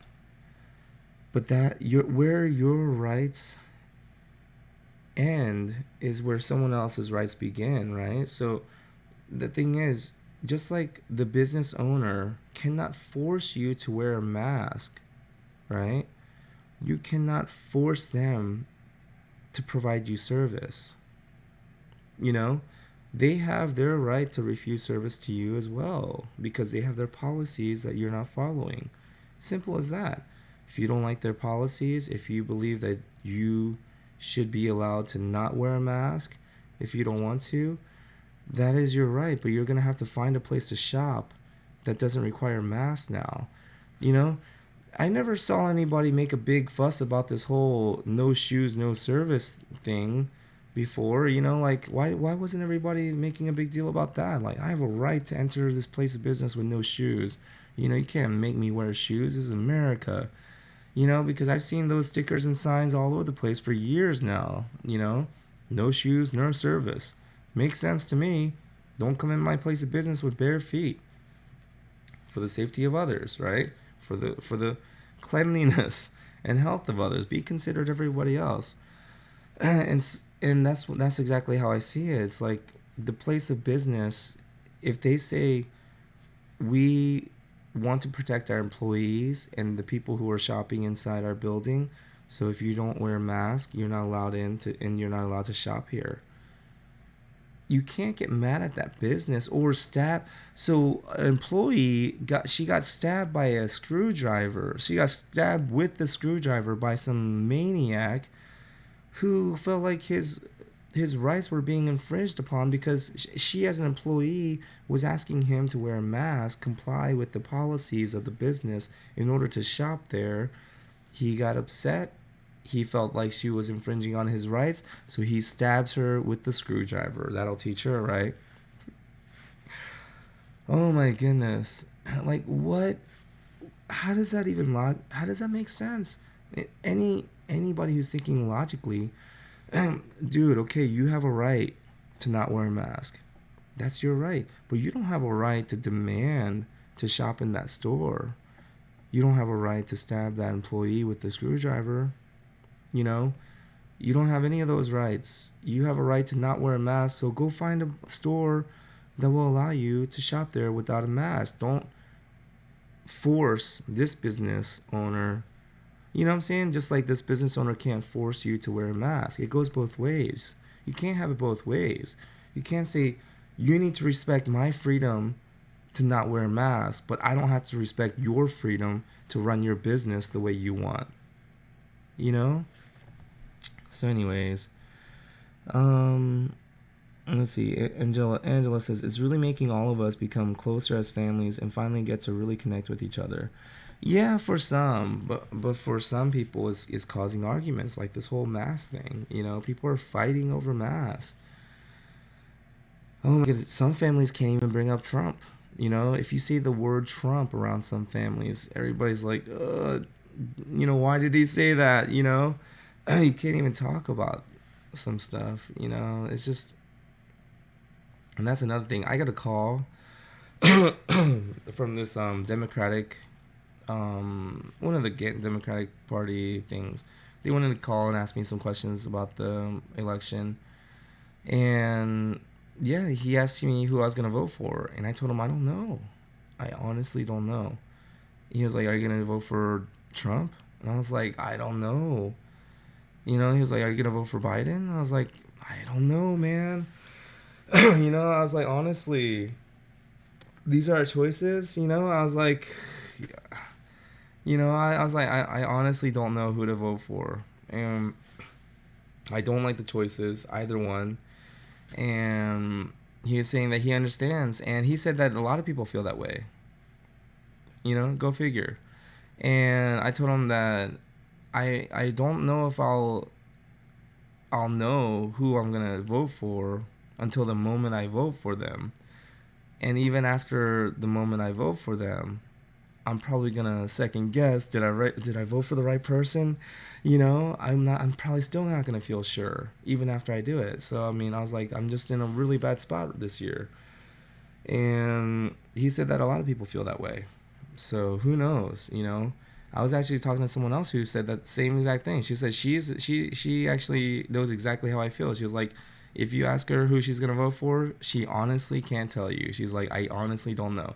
And she was saying that she feels the same way as me. She probably won't know until the moment she has to absolutely choose. You know, just finally make that vote, and then even after you get out of the voting booth, or if it's gonna be mail in this year, I don't know. But even after you make the vote, I feel like I'm still gonna be like, oh man, I don't know. You know, oh man.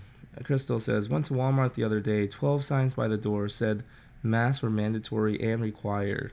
Only one of those signs said that children and people exempt from that rule. Uh-huh. Crystal says, seemed like they didn't want people to know that there were exceptions because they just wanted people to just comply. People with health issues exempt. Okay. But that's the thing. I understand there are some people with health issues where it makes them hard to breathe. They have asthma or something, you know. But my point is, what are you doing out at Walmart? You know, around all these people. I mean, you're the group that we're trying to protect. You know, you should be quarantined. You should be, you know, like that's the thing is like. This is a respiratory disease, right? From what we know, we're learning more about the coronavirus every day. But from what I know, it's a respiratory disease. It attacks your lungs and your respiratory system. So if I'm somebody who has breathing issues, right, that's preventing me, if I have underlying health conditions, which are the group at risk, and it my health problems prevent me from wearing a mask, then what the hell am I doing out in public in the middle of fucking Walmart? None of this makes sense to me, at least. I don't know. You know, there are curbside pickup where you can actually go online and place your order and go there. There's those curbs pickup designated areas in the parking lot now, and they'll bring it out to your car. You just pop your trunk, no mask. You leave your mask off. You know, um, I just don't get it. I don't get the argument here. You know, it's like, dude, just put a mask on if you're gonna be shopping. That's the thing. When I walk out of Walmart and I get in my car again, mask is off. You know what I'm saying? When I go walk my dogs, mask's off. When I go inside H Mart, because H Mart they require everybody to wear a mask as well. They say if you don't have a mask, you can't shop here at H Mart, you know. And these Korean people, they don't play. So yeah, and one time I did. I left the mask in the car. I forgot. Walked up to the door. I said, "Oh, that's right." Went back to my car, put my mask on, and went inside and did my shopping. Right? I didn't get upset. I didn't say, "Oh, they shouldn't make me wear a mask." I understand this is for the safety of others. And people are like, "Dude, you're stupid. You can still get the coronavirus. You know, did you see all this?" I get that. But the mask is not so that I'm protected from you. The mask is for you to be protected from me, just in case I'm carrying it, or I'm asymptomatic and I could give it to you. It stops my spit from going out into the air, you know, going towards you. So the point of the mask is not to protect me. The point of the mask is to protect you from my spit, just in case my spit has a virus in it. It's being considerate of you, of others. You know, like, I don't know. I don't know what the deal is. Angela agrees. Ming Ming, hey, what's up, June? Just joined the live. How's it going? What's up, Ming Ming? I'm actually about to wrap it up too, because it's getting late and I gotta sleep. I got an early day tomorrow. But anyways, that's my whole thing about the mask. I understand. Yeah, you know, people can't force you to wear a mask. I agree. I agree with that. And I think that's what makes America so great, is that we have our freedom, you know. But you have to also respect other people's freedom as well. You know, if somebody has a business and they decide that in their business they're going to require their customers to follow these policies, wear a mask, keep away from everyone, at least 6 feet distance, you know. And if somebody's not complying with those policies for that business has the right to refuse service. They can say, we're not going to sell you the products or services, you know. Like, you can't just demand it. I don't understand that. Like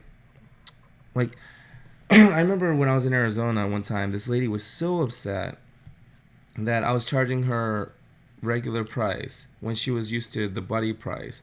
But the buddy price that she was paying was from her buddy that was the groomer.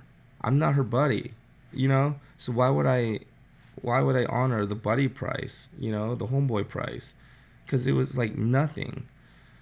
So anyways, I raised the price on her. She flipped out. She had a big deal about it. I told her, okay, I understand you didn't know, but next time it's gonna be the full price.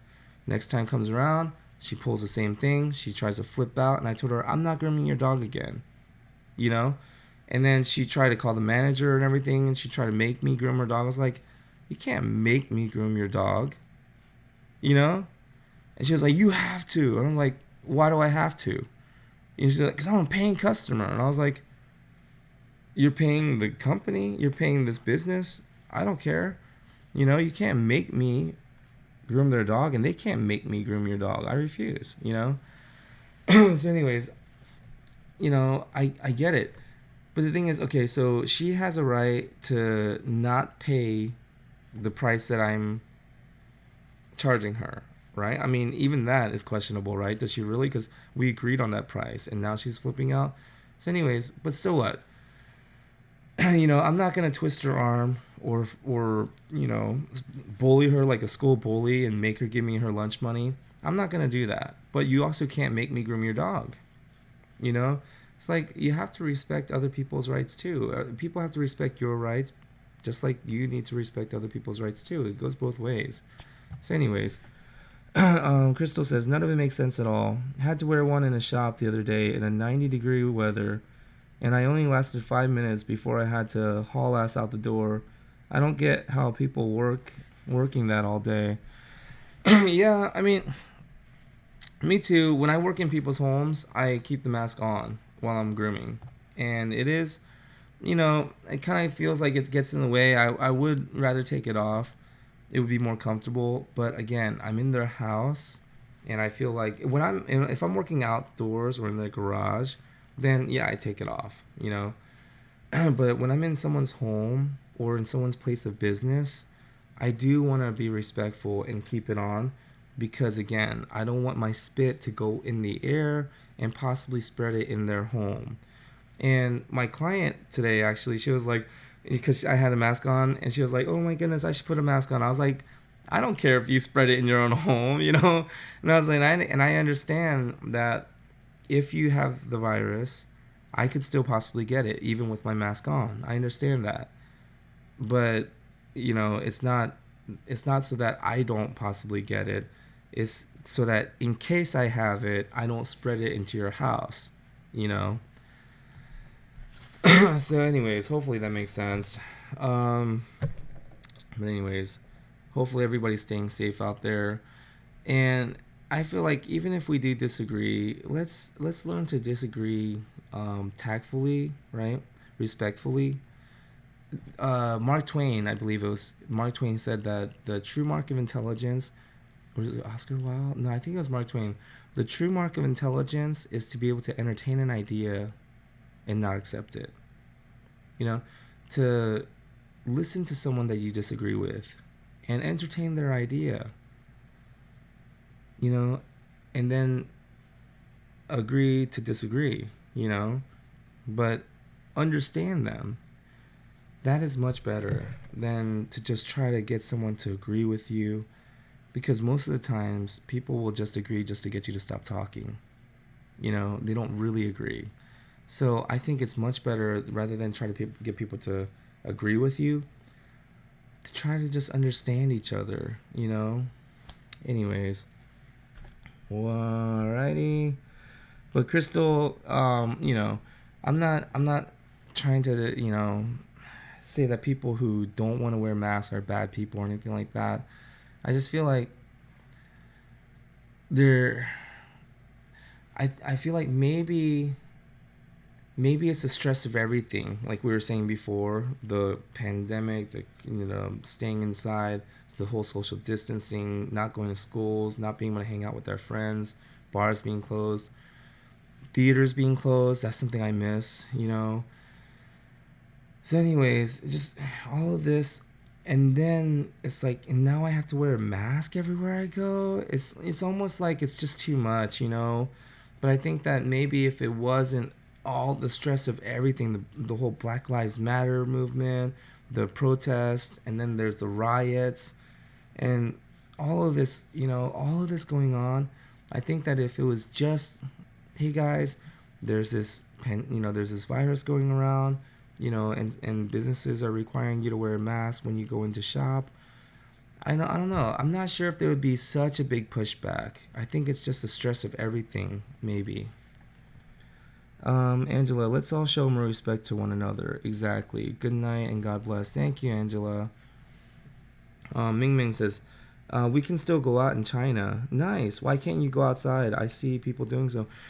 Me too. It's just not recommended. That's the thing.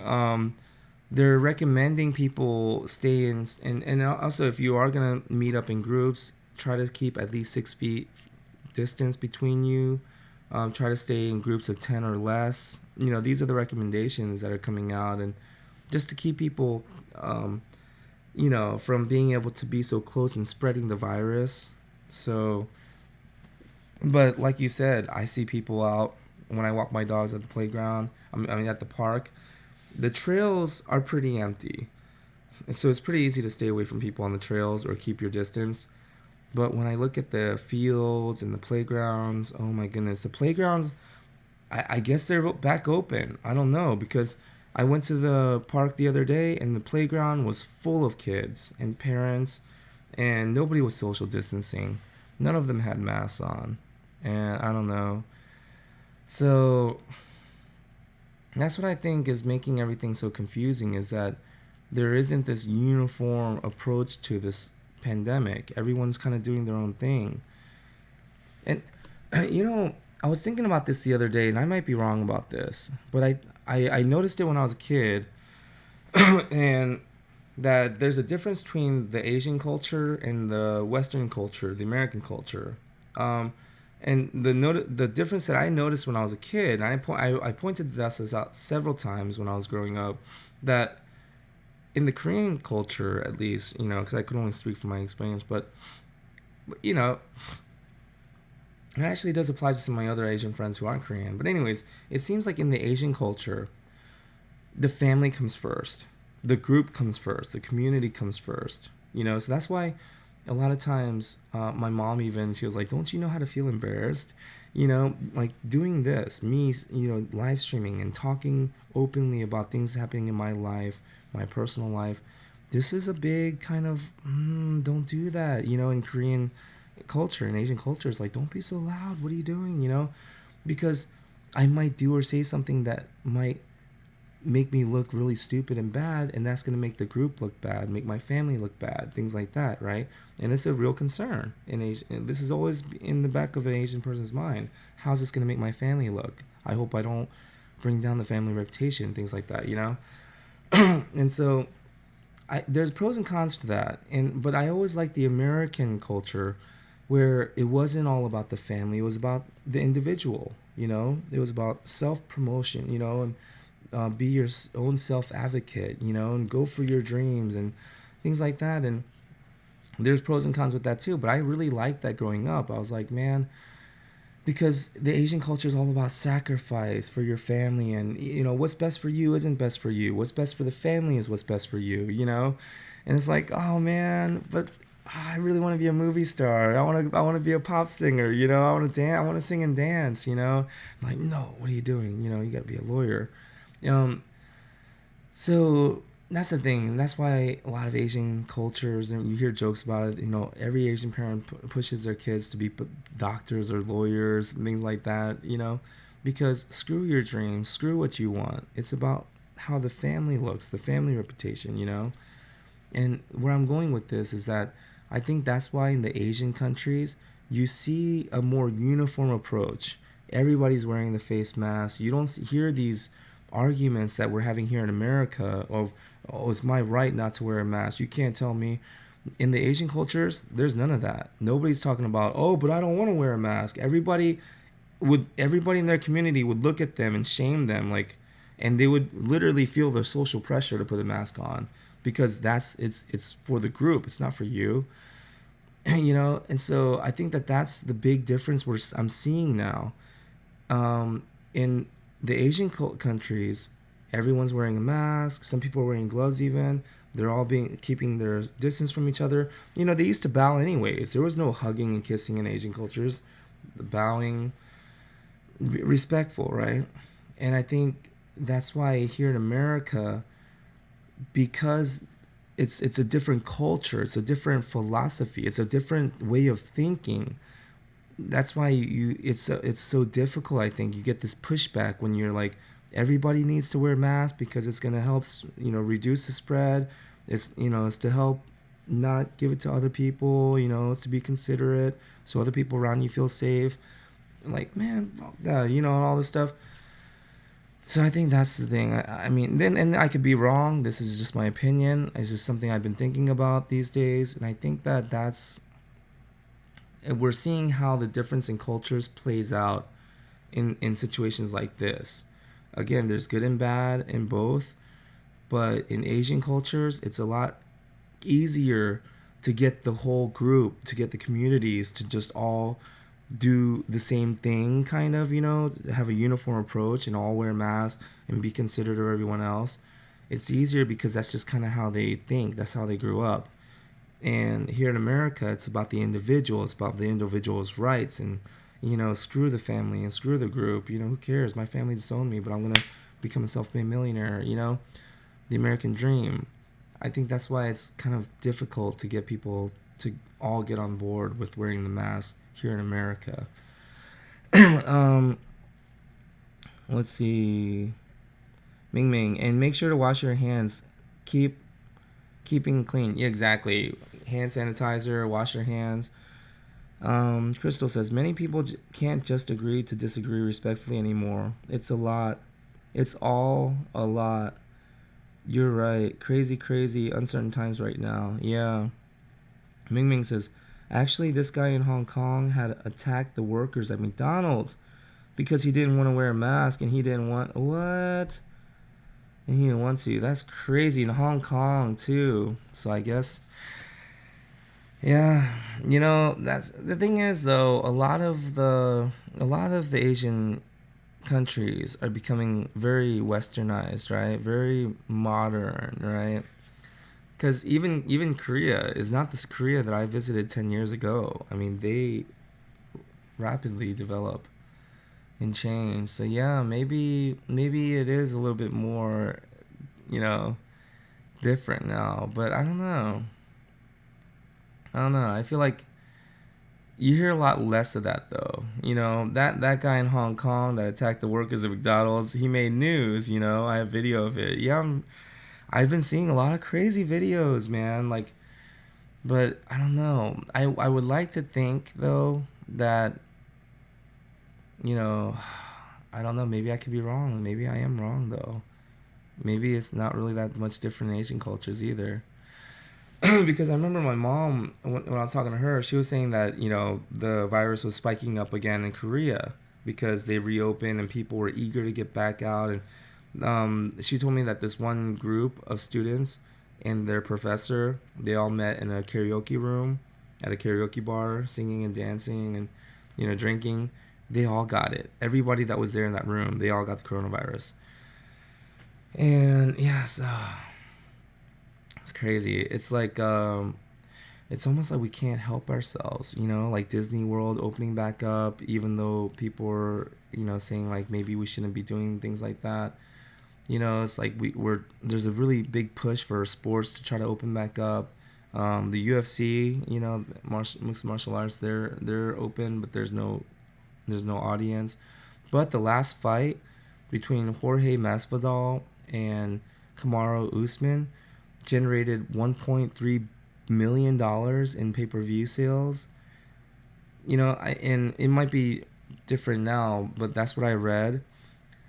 That's a lot, right? I mean, during the middle of a pandemic and a lot of people losing their jobs and everything, for a UFC fight, for a mixed martial arts event, generate $1.3 million in pay-per-view sales, tells me that people are starving for entertainment, and it's like maybe that's the human nature, it's like maybe if we're not able to be entertained, life just isn't worth living for us, you know maybe we're willing to risk our health and our life to have some fun, right? I mean, isn't that what thrill seeking is all about? Bungee jumping, parachuting, all of those things, those extreme sports. Why do we do it?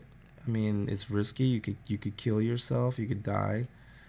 But maybe life is not worth living unless we're entertained, right? Maybe that's why entertainment is so valuable to us. It's so high on our list of priorities in our lives. We spend so much money on entertainment. It's just interesting. Heidi Tucker, if a double coated dog has been shaved for years, but the owner now wants to stop, the coat is damaged, what do you recommend to help, if anything, with the coat? Oh, Heidi, it's gonna take some time, and just keep brushing and giving that skin the best environment possible, but also, where is it? Yeah, this product here is one that I would recommend. I've personally spoke with the owner, and she's the one who developed the product and everything. She was in human cosmetics first, but then her own dog was suffering from all these skin issues that vets just couldn't figure out, and finally they were gonna do this surgery where they're gonna seal her ears shut because of chronic ear issues, ear infections. So she was thinking to herself, wait a minute, I can figure this out, like I heal people's skin all the time. And so she figured it out, talked to scientists and vets, and look at this. So I don't know if you can see this, but yeah, this product here, Derm Magic, and then if you go to skincare or coat care, let's go to coat care as I clicked on skincare earlier. Can you see it? Yeah. So there's the shampoo bar, skin rescue, conditioner bars. Hold on. So there.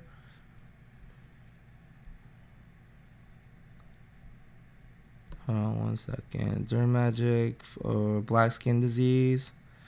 Because the black skin disease is usually what happens. See that Pomeranian? See, it just takes time. See, so that's where the coat is healing itself. See that? And that's when it's full grown. So that's before. See, you just gotta give it time. And keep giving that skin the nourishment and the environment that it needs to heal itself. And once the skin has a good environment to function, it will grow his hair back. But let me see here.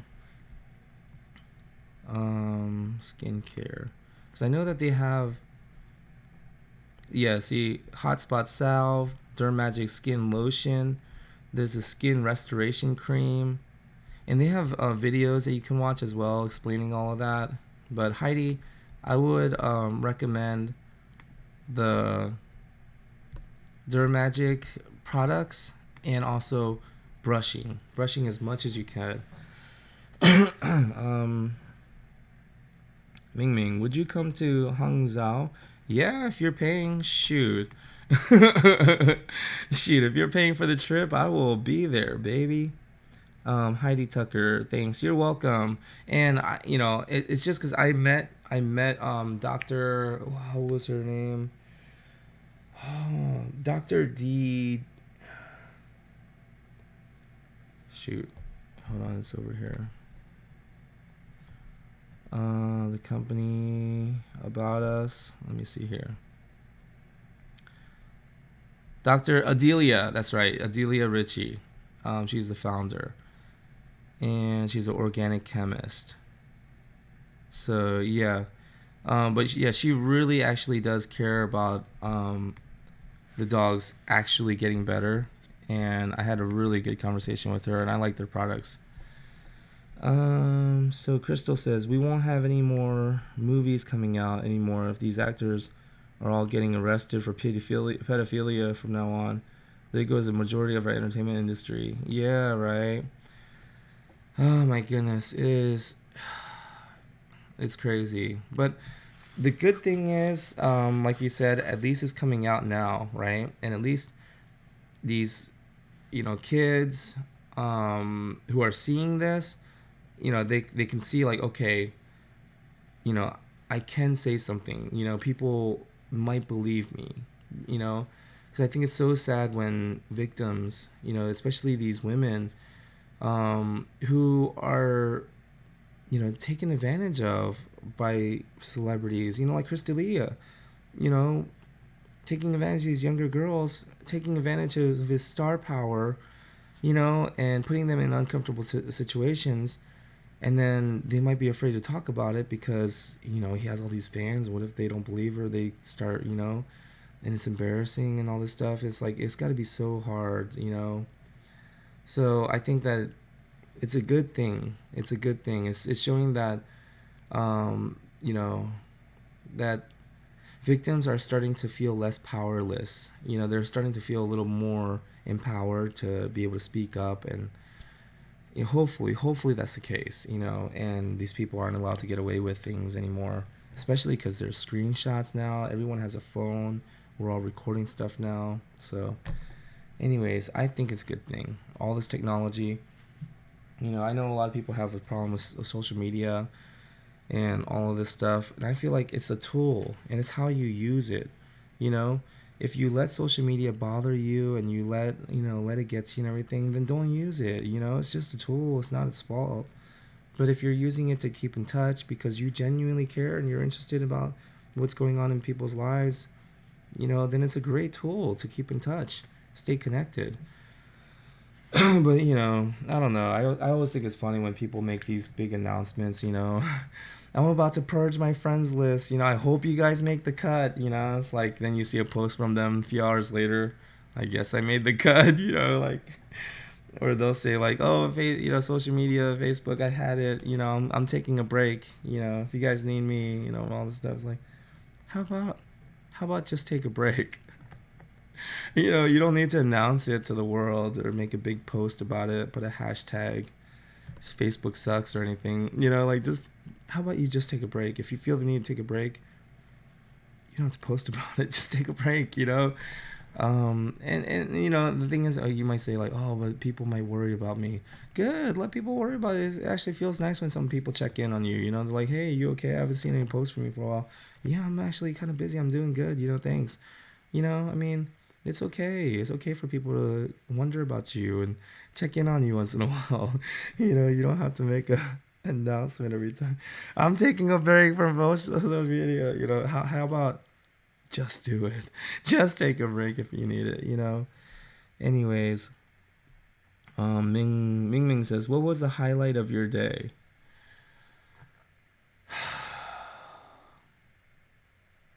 I guess the highlight of my day was a little earlier when I came home with the margarita pizza that I just ordered, so I don't have to cook dinner tonight. Because I love cooking dinner, but just, I'm so tired, and the dishes and everything. And eating the pizza, oh my God, eating the pizza slices with some garlic knots that I ordered. OMG. And then finishing off the whole box of vanilla mochi ice cream, along with, this is my second one, along with two of these snow ice cookies and cream ice pouches. That was the highlight of my day. It's the little things. It's the little things. Jiggly Ids. Hi June. I see some groomers get dogs to behave or gain their trust with treats while grooming. Is it a good idea, or is just spending some time touching and massaging them enough? It's different with every dog. So some dogs are highly food motivated and treats will work, and you can definitely bribe them with treats. But with other dogs, in a lot of dogs, in my opinion, in my experience, more dogs than not won't take treats during a groom because they're just, it's just not, they're just already, they're not in the headspace for it. Especially if they're stressed or scared or they're shaking or they don't want to be groomed. As like for example, dogs that don't like their nails being clipped, you can offer them peanut butter or bacon or whatever. They still won't take it. Not until they're down off the table and they know that their nails aren't going to be messed with. you know and that's why I think that the whole peanut butter on the forehead idea that I saw going around on Facebook, not a good idea. Even if it is your own dog, because your dog's highly stressed, and if they're already fussing about the nails, then that's not really a great idea. That's only a good idea if you're just trying to be nice and funny, and your dog's already cool with you clipping their nails. It's your dog, and they're just licking the peanut butter from your forehead while you do the nails. Who cares, right? But to use it as a tool to calm a dog down or distract them when you're clipping their nails, terrible idea, because they sometimes will bite. And I saw some pictures on Facebook and some groomer groups where people have tried the peanut butter on the forehead with the plastic wrap and just ended up horribly, horribly wrong. So yeah, in my opinion, I mean, and I like to give treats after the groom's all done, but I like to earn the dog's trust, and I like for the process to be the reward. You know, and just like people, when dogs go through something difficult and scary, when they come out of it, they feel more confident, and you can see a change in them. And that's why a lot of dogs that are really, really bitey and rah, it's really because they're insecure, they're scared, and I can see a change. I can see huge changes in their behavior. We make such, amazing progress each time I groom them, because every time they get done with it, they're like, I got through it. You know, they feel more comfortable. Okay, I gotta get going. Okay. Ming Ming says, OMG, I love mochi. Who doesn't like mochi? And the mochi with the ice cream in it. So I got a box of strawberry that I didn't touch. I just finished the box of vanilla. So I'm about to go do that right now. Oh my goodness, it's almost midnight. It's 11:45. So I still got to take a shower. And I still got to finish the box of mochi. The midnight snack, like I was talking about before, the most important meal of the day, especially if you're trying to be healthy, trying to live a good life, you know, trying to live your best life. You don't want to miss the skip out on the midnight snack. So the midnight snack is going to be the foundation of a good healthy diet, right? So the midnight snack is about to come up. I have some strawberry mochi. I got another pack of these waiting. Anyways, I got to get going because I have my health regimen to attend to right now. So anyways, hopefully everybody's taking care of their own health regimen the way that they want. Mukbang, yeah, right. It would be so disgusting. You guys would be like, is that how he eats? I didn't know a human being could eat that way. So anyways, Crystal, I don't see how people would think putting PB on their head while doing nails is a good idea. That's a recipe for disaster. Yeah, Crystal, I saw what disaster looks like. Some of those people got bit up good. Eye punctures. Anyways. Ming Ming, see you, June. See you, Ming Ming. Wow, all the way from China. That's amazing. Anyways, thank you guys for your time. Thank you for joining. I really appreciate it. I had a lot of fun. And have a good night. And, you know, like, let's really try to take care of each other. Thanks, June. Enjoy your snack and shower. You're welcome. I said this before, but really, more than ever, this is the time to shine our light. You know, let's shine our light into this world as much as possible because, you know, it's getting dark out there and the world needs us. Oh, you know what? Let me finish with this.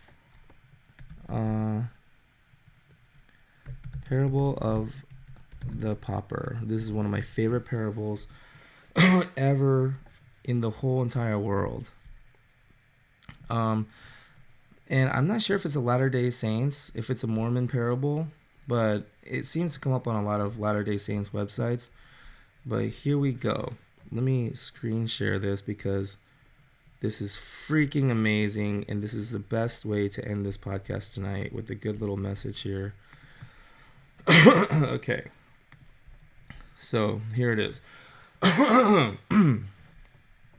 Behold, at the time of harvest, the ears of corn did bring forth kernels, which were dried and prepared for the pauper's hand. There's a misspelling there. And the pauper did take the kernels, all of which appeared alike unto him, and did apply the oil and heat. And it came to pass, when the heat was on, some did explode with promise, and did magnify themselves, yea, even 100-fold. And some did burst forth with whiteness, which did both gladden the eye of the beholder, and satisfy the taste of the pauper. And likewise, some others did pop, but not too much. But lo, there were some that did just lie there. And even though the pauper's heat was alike unto all, they did bask in the warmth of the oil, and kept everything they had for themselves. And so it came to pass that those which had given of themselves did bring joy and delight to many munchers. But those which kept of the warmth and did not burst forth were fit only to be cast out, and were thought of with hardness and disgust. And this we see, that in the beginning all appear alike, but when the heat is on, some come forth and give their all, while others fail to pop, and become as chaff on the threshing floor, to be disregarded and forgotten. Isn't that amazing? I love the lesson there, right? Because right now the heat is on. There's no doubt about it. The heat is on. And some will burst forth and give their all. And some will just take it all in and hold it all in, right? They won't give any. They won't share anything that they have inside. So I really like that. And here's the thing. We see that in the beginning all appear alike. But when the heat is on, some come forth and give their all, while others fail to pop. So hopefully you guys who are watching this tonight will take that as inspiration. Shine your light. Be the positive, radiant, encouraging, compassionate person that you were meant to be. And give all of yourself, right? When the heat is on, come and burst forth. Alrighty, enjoy your snack in the shower. I will, Mindy. Thank you so much. I honor the light in you. That's awesome.